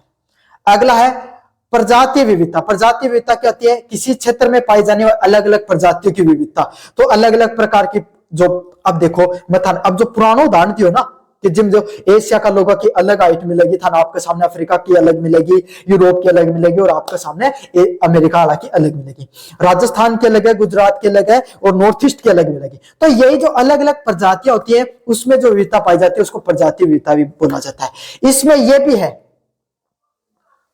जैसे सांप ही, सांप अब मनुष्य के तो लगभग एक प्रकार है, लेकिन सांप है, सांप का अलग अलग प्रकार ही। तो उनका क्या क्या टाइप है, जमा कोई तो कोबरा यहाँ खड़े हुए है, बाकी और सांप को नहीं हुई कदे फणतान के कौन खड़े हुए है ना। आपके सामने कोई जो एक सांप आया कर अपना दो सांप हो जो दोनों कन्या मुंडो है ना। तो अलग अलग प्रकार की प्रजातियों की अलग अलग प्रकार की विविधता होती है, उसको किस नाम से जाना जाता है भाई? प्रजातीय विविधता के नाम से जाना जाता है। अगले वाला है परितंत्रीय विविधता। परितंत्रीय विविधता क्या होती है? वन हो गए, घास भूमि होगी, मरुस्थली होगी, जल जैसे क्षेत्र होते हैं, इसमें अलग अलग जो परितंत्र होता है उसमें अलग अलग प्रकार की क्या पाई जाती है? विविधता पाई जाती है। जैसे क्या होता है? जो वन है, घास है, भूमि है, मरुस्थल है, जल है, इसमें जो अलग अलग प्रकार का जो परितंत्र होता है, अलग अलग प्रकार का जो आपके सामने जो तंत्र होता है, उसमें अलग अलग प्रकार की विविधताएं देखने को मिलती है। समझ में आ गई? अपना जो भाई थे मरुस्थल का वो घास का वन देखोगा वह अलग होगा, पेड़। अब देख बात को अपना राजस्थान में जाति देखने मिल जाएंगे थाना। अब ते चल जाओ उड़न यूपी बिहार का कठे जाति को नहीं, हरियाणा में चल जाओ उठे कौन मिलेंगे? कौन मिले ना, क्योंकि मरुस्थलीय पौधा है आपके सामने। ज्यादातर जाड़ी कठे देखने मिलेंगे अपना राजस्थान में देखने मिलेंगे, है ना। कैक्टस अब राजस्थान में उगाया रहते कि तटीय क्षेत्र में कैक्टस उगा दो, कौन नहीं उगा भाई? क्यों कौन मिला? क्योंकि अलग अलग क्षेत्र के हिसाब से वन, पौधे, घास भूमि व मरुस्थलीय क्षेत्र पाया जाता है। समझ में आ गया ना आपको? तो इसके मुख्यतः 3 प्रकार होते हैं। पहला प्रकार होता है जैव विविधता का अनुवांशिक विविधता। अनुवांशिक विविधता क्या होती है भाई? आपके सामने एक ही प्रजाति के अंदर, है ना, अपने माता पिता या आपके सामने जो उनके क्लोज रिलेटिव से जो गुण आपके अंदर पाए जाते हैं उसको क्या कहा जाता है? अनुवांशिक विविधता। अब प्रजाति चीज एक है लेकिन उनकी अलग अलग प्रजाति है, सांप का अलग अलग प्रजाति है ना। आपके सामने हिरण अलग अलग प्रकार की है, मनुष्य की भी अलग अलग प्रजाति भाई। एशिया के जो अलग हाइट है आपके सामने, अफ्रीका की अलग रंग रूप हाइट और सब कुछ अलग देखने मिले, है ना। परितंत्रीय विविधता, परितंत्र के तंत्र में मतलब जो घास, जो वनस्थल, वन वगैरह जो क्षेत्र होता है उसकी जो विविधता अलग देखने को मिलती है उसको क्या कहा जाता है? परितंत्रीय विविधता के नाम से जाना जाता है। समझ में आ गया? चलिए अगले वाले प्रश्न की तरफ बढ़ते हैं। भारत के जैव भौगोलिक क्षेत्र। तो भारत जो क्षेत्र उसमें जैव भौगोलिक क्षेत्र आपके किस प्रकार के होते हैं? भारत में विविध जलवायु और भौगोलिक संरचना के कारण अनेक जैव भौगोलिक क्षेत्र पाए जाते हैं। मतलब भारत में क्या होते हैं? अलग अलग प्रकार की जलवायु पाई जाती है। इसमें क्या होते हैं? सॉरी, चलिए देखो हर प्रकार के अलग अलग क्षेत्र की अलग अलग प्रकार की विविधता होती है। राजस्थान है, अलग प्रकार की विविधता पाई जाए, बारिश कम हुआ है, शुष्क मौसम पाए जाए। अब गंगा का मैदान चल जाओगा कठे, उत्तर प्रदेश बिहार का चल जाओगे, अच्छी खासी वर्षा हुआ है, अच्छी खासी फसल उग गए उठे, देखा ना मिला ना, है ना। उठे तापमान भी ठीक ठाक रहे। तो यही है, हर एक क्षेत्र की अपनी अपनी क्या होती है? उसमें विविधता पाई जाती है। उसमें भौगोलिक क्षेत्र में भी विविधता पाई जाती है और उसकी जलवायु में भी विविधता पाई जाती है। समझ में आ गया? उनके अनेक प्रकार के भौगोलिक क्षेत्र होते हैं, मतलब अलग अलग प्रकार का भौगोलिक क्षेत्र देखने मिले। जैसे हिमालय क्षेत्र। अब हिमालय क्षेत्र क्या है? जिसके अंदर के पहाड़ पाए जाएगा, हिमालय पर्वत पाए जाएगा ना, ऊंचा ऊंचा पहाड़ देखने मिलेगा। तो पर्वतीय जलवायु पाई जाएगी, बया का पेड़ पाया जाएगा, ए का सेब का पेड़ पाया जाएगा, घर भी टाइप का ही बनाए जाए, क्यों उठे बर्फबारी भी देखने मिले है, ठंडो मौसम रहे, है ना। पठारी क्षेत्र। अब वो थोड़ा सा आगे चल जाओ तिब्बत, पठार के भाई पेड़ जाएगा, उनकी चूपली कौन रहेगी, रहेगा भाई, हाइट तो रहेगी लेकिन एकदम समतल भूमि पाई जाएगी, है ना। तो पठारी भूमि रहती है भाई आपके सामने, वहां का तापमान ज्यादा पाया जाता है। वहां के एक तरीके की वो भी मरुस्थलीय जमीन होती है, वहां पर भी कुछ ज्यादा जीव जंतु नहीं देखने को मिलते हैं। तटीय क्षेत्र, समुद्र के किनारे आपके सामने जो जलवायु पाई जाती है उसको क्या कहा जाता है? तटीय क्षेत्र की जलवायु के नाम से जाना जाता है। किस जलवायु के नाम से जाना जाता है भाई? तटीय क्षेत्र की जलवायु के नाम से जाना जाता है। अगले वाली कौन सी जलवायु आपके सामने? मरुस्थलीय क्षेत्र की जलवायु। कौन सी जलवायु भाई आपके सामने? मरुस्थलीय क्षेत्र की जलवायु। जो मरुस्थल का जो क्षेत्र होता है जिसमें जो जलवायु पाई जाती है उसको मरुस्थलीय क्षेत्र की जलवायु बोला जाता है आपके सामने। समझ में आ गया? तो जो मरुस्थलीय क्षेत्र होता है उसके आसपास जो जलवायु पाई जाती है उसको मरुस्थलीय क्षेत्र की जलवायु के नाम से जाना जाता है। समझ में आ गया? उठे भाई आपके सामने जो बारिश कम होती है तो वैसे पेड़ देखने को मिलेंगे, तना नहीं देखने को मिलेगा, पत्तियां वो मोटी देखने को मिलेंगी, वैक्स की उनके ऊपर थोड़ी लेयरिंग रहती है ताकि पानी ज्यादा इवेपोरेट नहीं हो, है ना। कांटेदार आपके सामने पेड़ पौधे देखने को मिलेंगे, वैसे जीव जंतु देखने को मिलेंगे। तो भारत एक ऐसा देश है जिसके अंदर सारी मरुस्थल क्षेत्र पाए जाते हैं। भाई हिमालय क्षेत्र की बात करें तो आपका जम्मू कश्मीर, हिमाचल, उत्तराखंड, सिक्किम, अरुणाचल प्रदेश, नॉर्थ ईस्ट का कुछ क्षेत्र हो गया, सारा के हिमालय क्षेत्र है। पठारी क्षेत्र कौन सा भाई आपके सामने? पठारी क्षेत्र आपके सामने महाराष्ट्र को क्षेत्र है, आपके सामने कर्नाटक आ जाए, के अंदर मध्य प्रदेश को कोई क्षेत्र आ जाए, ये सब कौन सा? छत्तीसगढ़ का भी कुछ भाग आ जाता है, सब पठारी क्षेत्र है। प्रायद्वीपीय पठार बोला ना भाई, तटीय क्षेत्र। आपका सामने भारत को कितना बड़ा तट है, गुजरात, मुंबई, तमिलनाडु, केरल, सारो पठारी क्षेत्र, और मरुस्थलीय क्षेत्र राजस्थान मरुस्थलीय क्षेत्र। अच्छा, एक मैदानी क्षेत्र भी है जो यूपी, बिहार, पंजाब, हरियाणा, ये जो आपके सामने बंगाल, ये मैदानी क्षेत्र पाए जाते हैं, है ना। तो भारत में जितने भी दुनिया में जो जैव विविधता पाई जाए, सबकी सब जैव विविधता बहुत भारत में पाई जाए, क्योंकि भारत बहुत ही जैव विविधतापूर्ण देश है, एक बहुत ही खूबसूरत और बहुत ही शानदार देश है आपके सामने। समझ में आ गया। चलिए अगले वाले की बात करें, संकटग्रस्त और स्थानीय प्रजातियां। मतलब संकटग्रस्त प्रजातियां कौन सी होती हैं? वे प्रजातियां जिनके विलुप्त होने का खतरा संकटग्रस्त कहलाती है। मतलब आपके सामने वो वाली प्रजातियां जो आपके सामने क्या रहती हैं, जिनको विलुप्त होने का खतरा है। कौन सी प्रजातियां भाई? जो आपके सामने समय के साथ क्या हो सकती हैं, विलुप्त हो सकती है। उन प्रकार की प्रजातियों को क्या कहा जाता है भाई? आपके सामने संकटग्रस्त प्रजातियां कहा जा सकता है भाई। चीता, शेर, है ना, कई प्रकार की बारहसिंगा हिरण होगी, ये कौन सी कहीं है कि भाई आपके सामने काफी प्रकार का सांप होगी, जो कि समय आपका सामने संकटग्रस्त प्रजाति है, बहुत कम देखने मिली, उनको शिकार अत्यधिक होने का कारण कि उसका बयान खत्म होने की करार पे बहुत कम पाए जाएंगे। इस प्रकार की प्रजातियों क्या कहा जाता है? संकटग्रस्त प्रजातियों के नाम से जाना जाता है। स्थानीय प्रजातियां, वे प्रजातियां जो केवल किसी विशेष स्थान पे पाई जाती हैं। भाई आपके सामने भाई ऊंट राजस्थान में मिला है, ऊंट अगर केरल में जाके देखने मिल जाओ, कौन मिला है? कौन मिला ना आपके सामने? कंगारू सिर्फ ऑस्ट्रेलिया मिला, को भारत में कौन मिला? कौन मिला? शेर गिर में देखने मिलेगा जो गुजरात का, बाकी थे राजस्थान में चल जाओ भाई, जैसलमेर में जाके शेर देख के आ जाऊंगा, कौन मिला? कौन मिला ना। क्यों भाई? उठेगी जलवायु उनका सूट को नहीं हुआ है। तो यही है, किसी विशेष क्षेत्र में जो आपके सामने जीव जंतु पाए जाते हैं, वन पाए जाते हैं, उसको क्या कहा जाता है? आपके सामने स्थानीय प्रजातियों के नाम से जाना जाता है। क्या नाम जाने जा भाई? स्थानीय प्रजाति के नाम से जाने जा है। कम दिखे वो संकटग्रस्त, और जो एक जगह दिखे वो स्थानिक। नाम से ही जान लियो भाई, कोई एक स्थान पर पाए जाए वो स्थानिक जीव जंतु नहीं। अगला है जैव विविधता होने के खतरे। मतलब जो अलग अलग प्रकार की जैव विविधता पाई जाती है, उसके क्या खतरे होते हैं? आवास का नष्ट होना। क्या होता है भाई? आपके सामने जो अलग अलग प्रकार के जो आवास होते हैं, उसका नष्ट होना, मतलब जैव विविधता को होने वाले खतरे में। जैव विविधता खत्म हो रही है धीरे धीरे, क्यों खत्म हो रही है? पहला कारण है भाई आपके सामने जो पेड़ पौधा की कटाई होनी। पेड़ पौधा कटाई होने का कारण भाई अलग अलग प्रकार की जो प्रजाति है, जीव जंतु ही वह कम देखने मिली भाई, क्यों धीरे धीरे आपके सामने विलुप्त होता जा रही है, संकटग्रस्त होता जा रहे हैं। तो जैव विविधता को खतरों देखने मिल रहे हैं। अगला पॉइंट क्या है? अवैध शिकार होना। मतलब किस प्रकार भाई उन जीव जंतु होते हैं आपके सामने, उनका अवैध शिकार होना आपके सामने, है ना। तो भाई काफी जो जीव जंतु संकटग्रस्त प्रणालियां जिनको सरकार ने क्या कर रखा है भाई, उनका शिकार करना आपके सामने बंद, जो बैन लगा रखा, उनको भी क्या किया जाता है भाई? उनका शिकार किया जाता है। तो अवैध शिकार है आपके सामने, वो भी एक बहुत बड़ी समस्या है।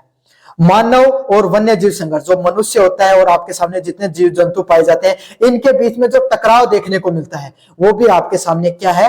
वो संघर्ष भी आपके सामने बहुत आपके सामने ज्यादा बढ़ गया है। क्यों भाई? आपके सामने जीव जंतुओं के पास जो मनुष्य अपन का ना भाई, हमारे इलाके में पैंथर घुस गया, हाथी घुस गए, हिरण आ गई, अरे वो नहीं आते आपके इलाके में। कुनिया भाई, कोई कुनिया है थे जाओ उनका इलाका में, उन्हें खानों को नहीं मिला है ना भाई। आपने क्या कर लिया भाई? आपके सामने आपके घर आपने जंगलों में बना लिया, तो वो आप घरों में आएंगे भाई आपके सामने। उनका तो आवास क्षेत्र था, वो आप वहां आए हो, समझ में आ गया। तो जीव जंतु, नदियां कभी आपके इलाके में नहीं घुसती है, पानी कभी आपके इलाके में नहीं घुसते, आप घुस गए हो पानी के इलाके में, है ना। बाहरी प्रजातियों का प्रवेश, अन्य प्रकार की जो प्रजातियां है वो भी इनमें प्रवेश कर जाती है, इस वजह से भी देखने को मिलता है। अगले वाला पॉइंट है जैव विविधता का संरक्षण। क्या होता है जैव विविधता का संरक्षण? जीवों को उनके प्राकृतिक आवास में संरक्षित रखना। मतलब जितने भी जो जीव जंतु पाए जाते हैं, उनको उनका जो प्राकृतिक आवास रहता है उनमें संरक्षित रखना। मतलब भाई एक बात बताओ, जब अपने जैसलमेर कोई इलाको है ना, उठे कुछ को नहीं होगा, लेकिन उनने भी अपना वन्य जीव अभ्यारण्य बना रखा भाई आपके सामने उस क्षेत्र में भी, ताकि क्योंकि उठे का जो भाई ऊंट है ना, केक्टस उगे, झाड़ी जो जाटी है ना, प्रकार को जो प्राकृतिक आवास है उन बचानो। अब सरिस का अभ्यारण्य बना रखा अपा, जो केला देवी जो आपके सामने जो पक्षी अभ्यारण्य है, ये के लिए बनाए गए हैं? समझ, ये के लिए बनाए गए ताकि जो क्षेत्र है ना, उनकी एक विशेष महत्व है, और उनकी जो जैव विविधता, जीव जंतु पाए जाए, वन पाए जाए, उन्हें के बचा के रखने के लिए, उन्हें संरक्षण देने के लिए इस प्रकार का प्राकृतिक आवास बनाए गए हैं। जिम राष्ट्रीय उद्यान हो गया, वन्य जीव अभ्यारण्य है, वो आपके सामने मुख्य रूप से पाए जाते हैं। चलिए अगले वाले प्रश्न की तरफ बढ़ते हैं। आपके सामने स्थल से बाहर संरक्षण, जीवों को प्राकृतिक स्थान से बाहर सुरक्षित रखना। मतलब जय क्यों काफी बार क्यों भाई कोई जीव जंतु बीमार हो या उठे सुरक्षित को नहीं, उनको शिकार हो उसका, तो उन्हें क्या कर दिया जाए, ट्रांसफर कर दिया जाए। आप काफी बार सुना हो भाई, आपके सामने जो सरिस का अभ्यारण सा आपके सामने जो दूसरा है, कोई मध्य प्रदेश को कोई अभ्यारण है, उसके अंदर जो चीते हैं उन्हें ट्रांसफर किया गया, क्यों, पूरे ज्यादा आपस में लड़ाई कर ली है ना, या उनको शिकार हो उसका है, या चिड़ियाघर में राख दी, कोई वनस्पति जो ध्यान हुई उनमें राख दी ताकि उनको ध्यान रखा जा सके, उनको मेडिकल ट्रीटमेंट करे जा सके, वह को एनवायरमेंट प्रदान करके एक सुरक्षित रह सके, इसलिए क्या करे जहां उन्हें जीव जंतु है उन्हें बाहर ना आपके सामने रखे जाए, जैसे चिड़ियाघर में या वनस्पति उद्यान में उन्हें मुख्यतः रखे जाए करे। समझ में आ गया। और ये था आपके सामने जो यूनिट नंबर 3 है वो आपके सामने पूरी पूरी मैंने पढ़ा दी है। और चैनल को जोर से सब्सक्राइब कर देना, वीडियो को जोर से लाइक कर देना और अपने दोस्तों को जोर से शेयर कर देना। साथ के साथ में जो कोने में जो आपके सामने व्यू प्रोडक्ट वाला ऑप्शन दिखाई दे रहा है, इस पे क्लिक जरूर करके आपके सामने क्या कर सकते हो, फ्लिपकार्ट मंत्रा से कोई प्रोडक्ट खरीद सकते हो। धन्यवाद। मेरा नाम है मोहित और आपका स्वागत हमारे यूट्यूब चैनल हिस्ट्री चैंपियन में। तो जैसा कि आप जानते हो, आपका जो पेपर होने वाला है इन्वायरमेंट स्टडीज का, उससे संबंधित आपके सामने जो एएससी का पेपर होगा, सारी चीजें मैं आपको पढ़ाने वाला हूँ। फ्री में नोट्स डाल रखे मैंने, तो इससे संबंधित आपके सामने जो यूनिट 4 को मैं अब पढ़ेंगे, यूनिट 1, 2 और 3 ऑलरेडी पढ़ लिया है, आप यूनिट 4 को अपन पढ़ेंगे। अच्छा, अगर आपने यूनिट 1, 2, 3 नहीं देखी है तो डिस्क्रिप्शन में प्लेलिस्ट का लिंक दे रहा हूँ, डिस्क्रिप्शन में प्लेलिस्ट के लिंक पे क्लिक करके सारी यूनिट आप अच्छे से देख सकते हो। एक बात और, अच्छा, अगर आप ये पीडीएफ जो मैं पढ़ा रहा हूं अगर फ्री में पढ़कर रिवीजन करना चाहते हो तो डिस्क्रिप्शन में आपको किसका लिंक मिल जाएगा, टेलीग्राम का लिंक मिल जाएगा। उस टेलीग्राम के लिंक पे आप क्लिक करके बाकी के जो यूनिट, बाकी के जो पूरी पीडीएफ है इसको पढ़ सकते हो। वहां पर फाइल वाले सेक्शन में जाना, सर्च करना इन्वायरमेंट, फ्री में आपको पीडीएफ मिल जाएगी। और टेलीग्राम को जरूर से ज्वाइन कर लो, सारे के सारे पेपर के इंपॉर्टेंट क्वेश्चन, नोट्स और कोई अपडेट रहती है सब की सब फ्री में हमारे जो टेलीग्राम चैनल उस पर देखने को मिल जाता है। जरूर से आप जो हमारा टेलीग्राम चैनल उसको ज्वाइन कर लो। चलिए शुरू करते हैं। आपके सामने जैव विविधता और संरक्षण से संबंधित आपके सामने जितने भी जो प्रश्न है आपके सामने वो देखने को मिलते हैं यूनिट नंबर 4 से, उसके बारे में अपन पढ़ेंगे। साथ के साथ अगर कोने में जो व्यू प्रोडक्ट वाला ऑप्शन दिखाई दे रहा है, इस पे क्लिक करके अगर आप फ्लिपकार्ट और मिंत्रा से कोई प्रोडक्ट खरीदोगे, सबसे ज्यादा डिस्काउंट वहां पर भी देखने को मिलेगा, तो जरूर से ज्वाइन कर लेना। चलिए जैव विविधता और संरक्षण की बात करें।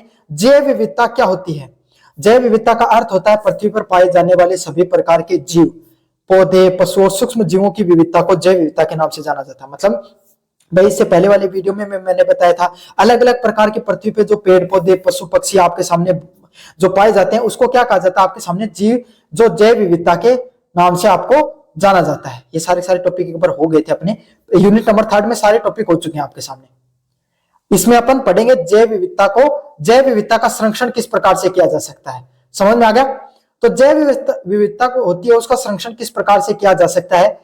जीवों को प्राकृतिक आवास में सुरक्षित रखना या स्थल का संरक्षण करना, क्या कहा जाता है, स्थल में संरक्षण करना। मतलब कोई भी जीव जंतु भाई आपके सामने, उनको क्या किया आपने, उनको सुरक्षित करने के लिए आपके सामने उनको अपने, जैसे भाई सरिस का अभ्यारण्य में अगर कोई चीता है उसको अपने गिर में रख दिया, आपके सामने गिर वालों को यहाँ पर लाकर लेकर आ गए, या कोई आपके सामने अभ्यारण्य में ले गए, राष्ट्रीय उद्यान में ले गए, कहीं पर चिड़ियाघर वगैरह में ले गए, तो इससे क्या किया जाता है, आप उनको प्राकृतिक सेम टू सेम जैसा आपके सामने प्राकृतिक आवास है वैसा का वैसा प्राकृतिक आवास उनको दिया जाता है। उसको क्या कहा जाता है, स्थल में संरक्षण।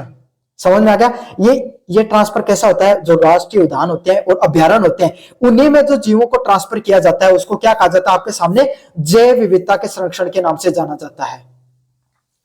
अगले वाला पॉइंट आपके सामने स्थल से बाहर संरक्षण। स्थल से बाहर संरक्षण कैसे होता है, जीवों को प्राकृतिक आवास से बाहर सुरक्षित स्थान पर रखना और उनका संरक्षण क्या कहलाता है, भाई आपके सामने स्थल से बाहर का संरक्षण कहलाता है।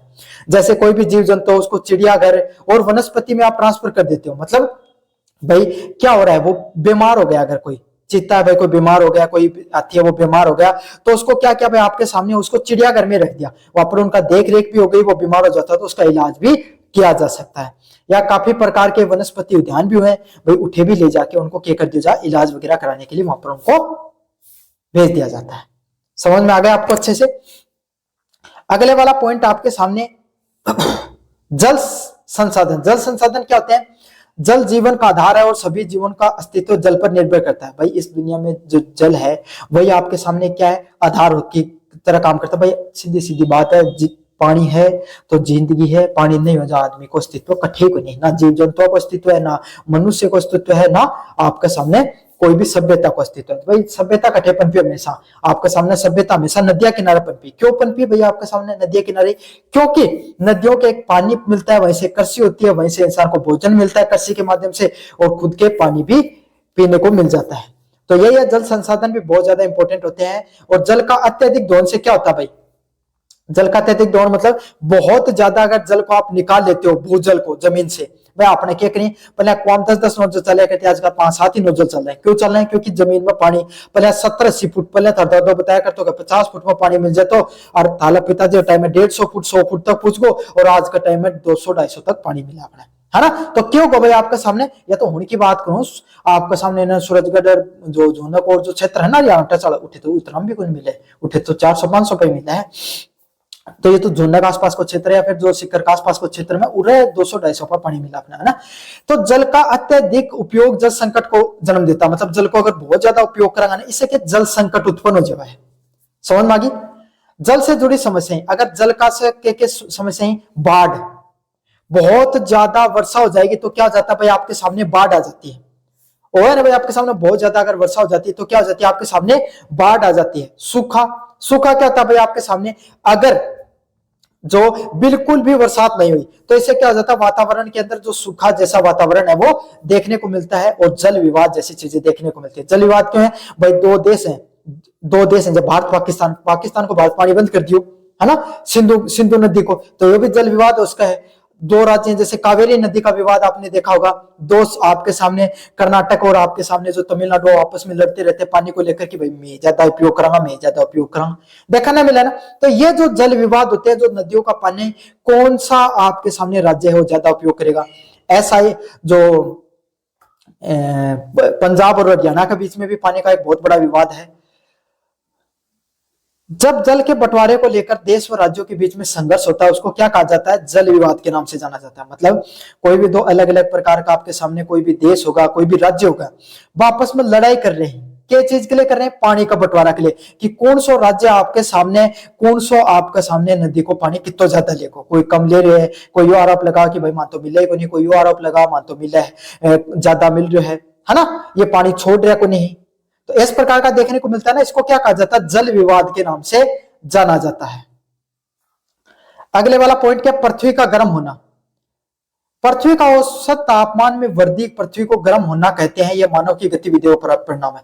भाई आपका सामने पहले देखो, आज अब की बार देखो, अब की बार जनवरी को, जो जनवरी की आज 5 तारीख बाद में सर्दी होनी शुरू हुई है। पहला पूछना तार दादा जी पिताजी बताऊंगा कि जब होली को नाम दीपावली होती ना, जब से सर्दी पड़नी शुरू हो जाती, और नवंबर दिसंबर में एकदम कड़ाका की सर्दी पड़ा करती, और अब जनवरी फरवरी में सर्दी पड़ा जाता, नवंबर दिसंबर में कम सर्दी पड़े। तो यह आपके सामने क्या, पृथ्वी के गर्म होने से, तापमान गर्म होने से जो जलवायु में परिवर्तन दिखाई दे रहा है। बेमौसम की बरसात हो जाए, है ना, कभी सूखो पड़ जाए, एक ना बरसात हो रही है, एक ना सूखो पड़ रही है ना। इस प्रकार की समस्याएं क्या होती है? पृथ्वी के औसत तापमान में बढ़ोतरी की वजह से समस्याएं देखने को मिलती है। प्रभाव क्या है? जलवायु परिवर्तन, मतलब जो पृथ्वी होती है उसकी जो जलवायु होती है उसके अंदर आपके सामने क्या देखने को मिल रहा है? परिवर्तन देखने को मिल रहा है। हिमनदों का पिघलना, हिमनद के हुई जो ग्लेशियर हुई ना, वह आपके सामने धीरे धीरे पिघलना शुरू हो जाए। क्यों जाए भाई? आपके सामने जो अलग अलग प्रकार का ग्लेशियर हुई वह धीरे धीरे पिघलना शुरू हो जाए, जिससे क्यों नदियां में है ना, नदियां के अंदर पानी को बहाव बढ़ जाए, बाढ़ बरस गए, समुद्र को जलस्तर बढ़ रहे हैं। अब देखोगे समुद्र का जलस्तर बढ़ने के नुकसान है उसके, भाई समुद्र के बीच में क्या रहे, छोटा छोटा द्वीप रहे हैं। अब आपने तो कोई फर्क कौन पड़ेगा, अपने समुद्र करने को नहीं, लेकिन वो छोटा सा द्वीप रहे जिस पर ज्यादा लोग कूद रहे, है ना। अब क्या रहे भाई, उनको धीरे धीरे पानी बढ़ रहा है, तो पहले मान ली इतनी जमीन हुआ करती है, अब इतनी सी बची है। समझ में आ गया? तो बहुत से ऐसे द्वीप हैं जिसके समुद्र के जो पानी के बढ़ने से आपके सामने क्या, वो डूबना शुरू हो चुके हैं। इससे समुद्र का स्तर वो भी बढ़ता है। अगले वाला पॉइंट है वायु परिसंचरण और वर्षा प्रक्रिया। अब वायु परिसंचरण क्या होता है? आपके सामने हवा का चलना, और वर्षा किस प्रकार से होती है इसके बारे में अपन देखेंगे। सूर्य के आसमान ऊर्जा के कारण पृथ्वी पे हवाएं चलती है, जिसे वायु परिसंचरण कहा जाता है। मतलब सूर्य है ना, सूर्य उसकी आसमान में क्या है, उष्मा कारण, भाई सूर्य की जो उष्मा है ना, देखो हवा कहाँ चल रहा है मैं बताऊं आपके सामने। हवा को चलन को एक नियम हो, हवा हमेशा के गर्म हवा हमेशा ऊपर जाएगी और ठंडी हवा हमेशा नीचे रहेगी। और नियम होता नहीं भी रहा ना, गर्म हवा हमेशा ऊपर रहे और ठंडी हवा वो हमेशा नीचे रहे।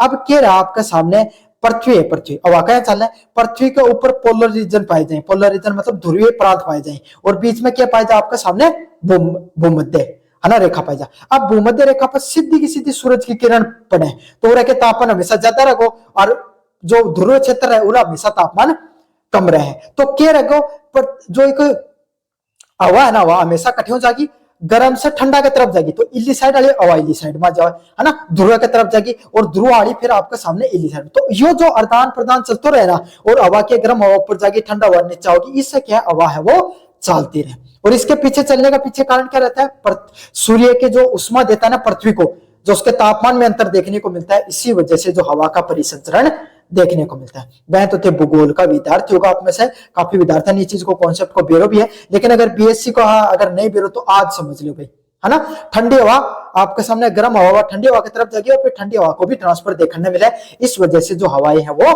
चलती रहती हैं। अगले वाला है वायु द्रव्यमान। समान ताप और नमी वाली हवा का समूह वायु द्रव्यमान कहलाता है। मतलब सेम टेम्परेचर और जो नमी होती है, इसे वायु द्रव्यमान क्या है भाई, वायु द्रव्यमान के आपके सामने सेम टेम्परेचर और सेम नमी रहना, जब हवा के द्वारा हवा को कितो बोझ है, अब तय होगा हवा में के वजन हुआ है भाई, रुई है, रुई ने अगर थे एक रुई को थोड़ा रुई को फो कर हाथा पर धरियो तो कोई वजन कौन दिखा है, लेकिन एक पूरी कट्टो भरेड़ो रुई को दे जाओ वजन रहना के अंदर। तो यही है, अगर नॉर्मल हवा अपना महसूस को नहीं हुआ, लेकिन इतनी जो सारी हवा जो सारी पृथ्वी की हवा है ना, तो उनको कुछ न कुछ द्रव्यमान जरूर रहे। अगर ते चंद्रमा पर चल जाओ तेरी नसा से खून पाट के बाहर नहीं निकल जाओ, इसलिए तो एस्ट्रोनॉटिकल सूट पहरे जा है। कदे देखो जो अंतरिक्ष मतलब जो आपका सामने जो जा है, वैज्ञानिक तो कोई सूट पहन के जाए, वो क्यों पहन के जाए, ताकि जो वायु को जो द्रव्यमान है वो अपना पृथ्वी पर रहने के लिए सब शरीर बन रहे, लेकिन उठे तो द्रव्यमान को नहीं, क्यों वायु को नहीं, वायुमंडली को नहीं, चंद्रमा पर तो अंतरिक्ष में तो उठे इतना दबाव को नहीं वायु को, तो इस वजह से अपनी नसें वो फटकर उनसे खून बाहर आ सकता है आपके सामने, इसीलिए उस द्रव्यमान को मेंटेन करने के लिए वो सूट पहना जाता है। समझ में आ गया। तो वायु और के द्वारा लगाए जाने वाला दबाव होता है उसको क्या कहा जाता है, वायु द्रव्यमान के नाम से जाना जाता है। अगले वाला पॉइंट है वर्षा। जब जलवायु ठंडी होकर जल में बदल जाती है और पृथ्वी पर गिरती है तो उसे वर्षा कहते हैं। भाई क्यों है, कोई पानी को थे गिलास बाहर नहीं गिरने गिर दियो, जोर की तावड़ी आ रही बारी जो धूप आ रही थी, अब उनसे क्या वो पानी वो धीरे धीरे देखोगे वो तो उड़ के चलेगा, अब उड़ के क्या आए पानी धीरे उड़तो के आसमान में जाके बादल बना लिए, है ना, इवेपोरेशन होके छोटी छोटी बूंद एक जगह इकट्ठी हो जाए, उन्हें बादल खाए। अब बादल हवा चले जाए ऊपर चल जाए, अब ऊपर तापमान पृथ्वी को तापमान हमेशा ठंडो रहे, तो ये सब ओला का रूप मान जाए, फिर क्या भाई भारी होने का जब फिर से नीचे आई, जिससे क्या होगा फिर से वर्षा बदल जाए और फिर बरसात होगी शुरू हो जाए। समझ में आ गई। तो जो जल वाष्प की जो छोटी छोटी बूंदे होती हैं ये जल में बदल जाती हैं और जब पृथ्वी पर गिरती हैं तो उसी को किस नाम से जाना जाता है, आपके सामने वर्षा के नाम से जाना जाता है। समझ में आ गया। तो ये थी आपके सामने पूरी की पूरी यूनिट नंबर 4। मैंने आपको अच्छे से पढ़ा दिया है। चैनल को जरूर से सब्सक्राइब कर देना, वीडियो को जरूर से लाइक कर देना। धन्यवाद। अपने दोस्तों को जरूर से शेयर कर दो। टेलीग्राम जरूर से ज्वाइन कर लो भाई, आपका बहुत फायदा हो जाएगा। अगर टेलीग्राम ज्वाइन कर लोगे ना तो आपको कहीं जाने की जरूरत नहीं पड़ेगी, बस एक यूनिट एक यूट्यूब चैनल चैंपियन वहीं से पढ़ाई करोगे, सारी की सारी चीजें आपको वहीं से पढ़ने को मिल जाएंगी। धन्यवाद।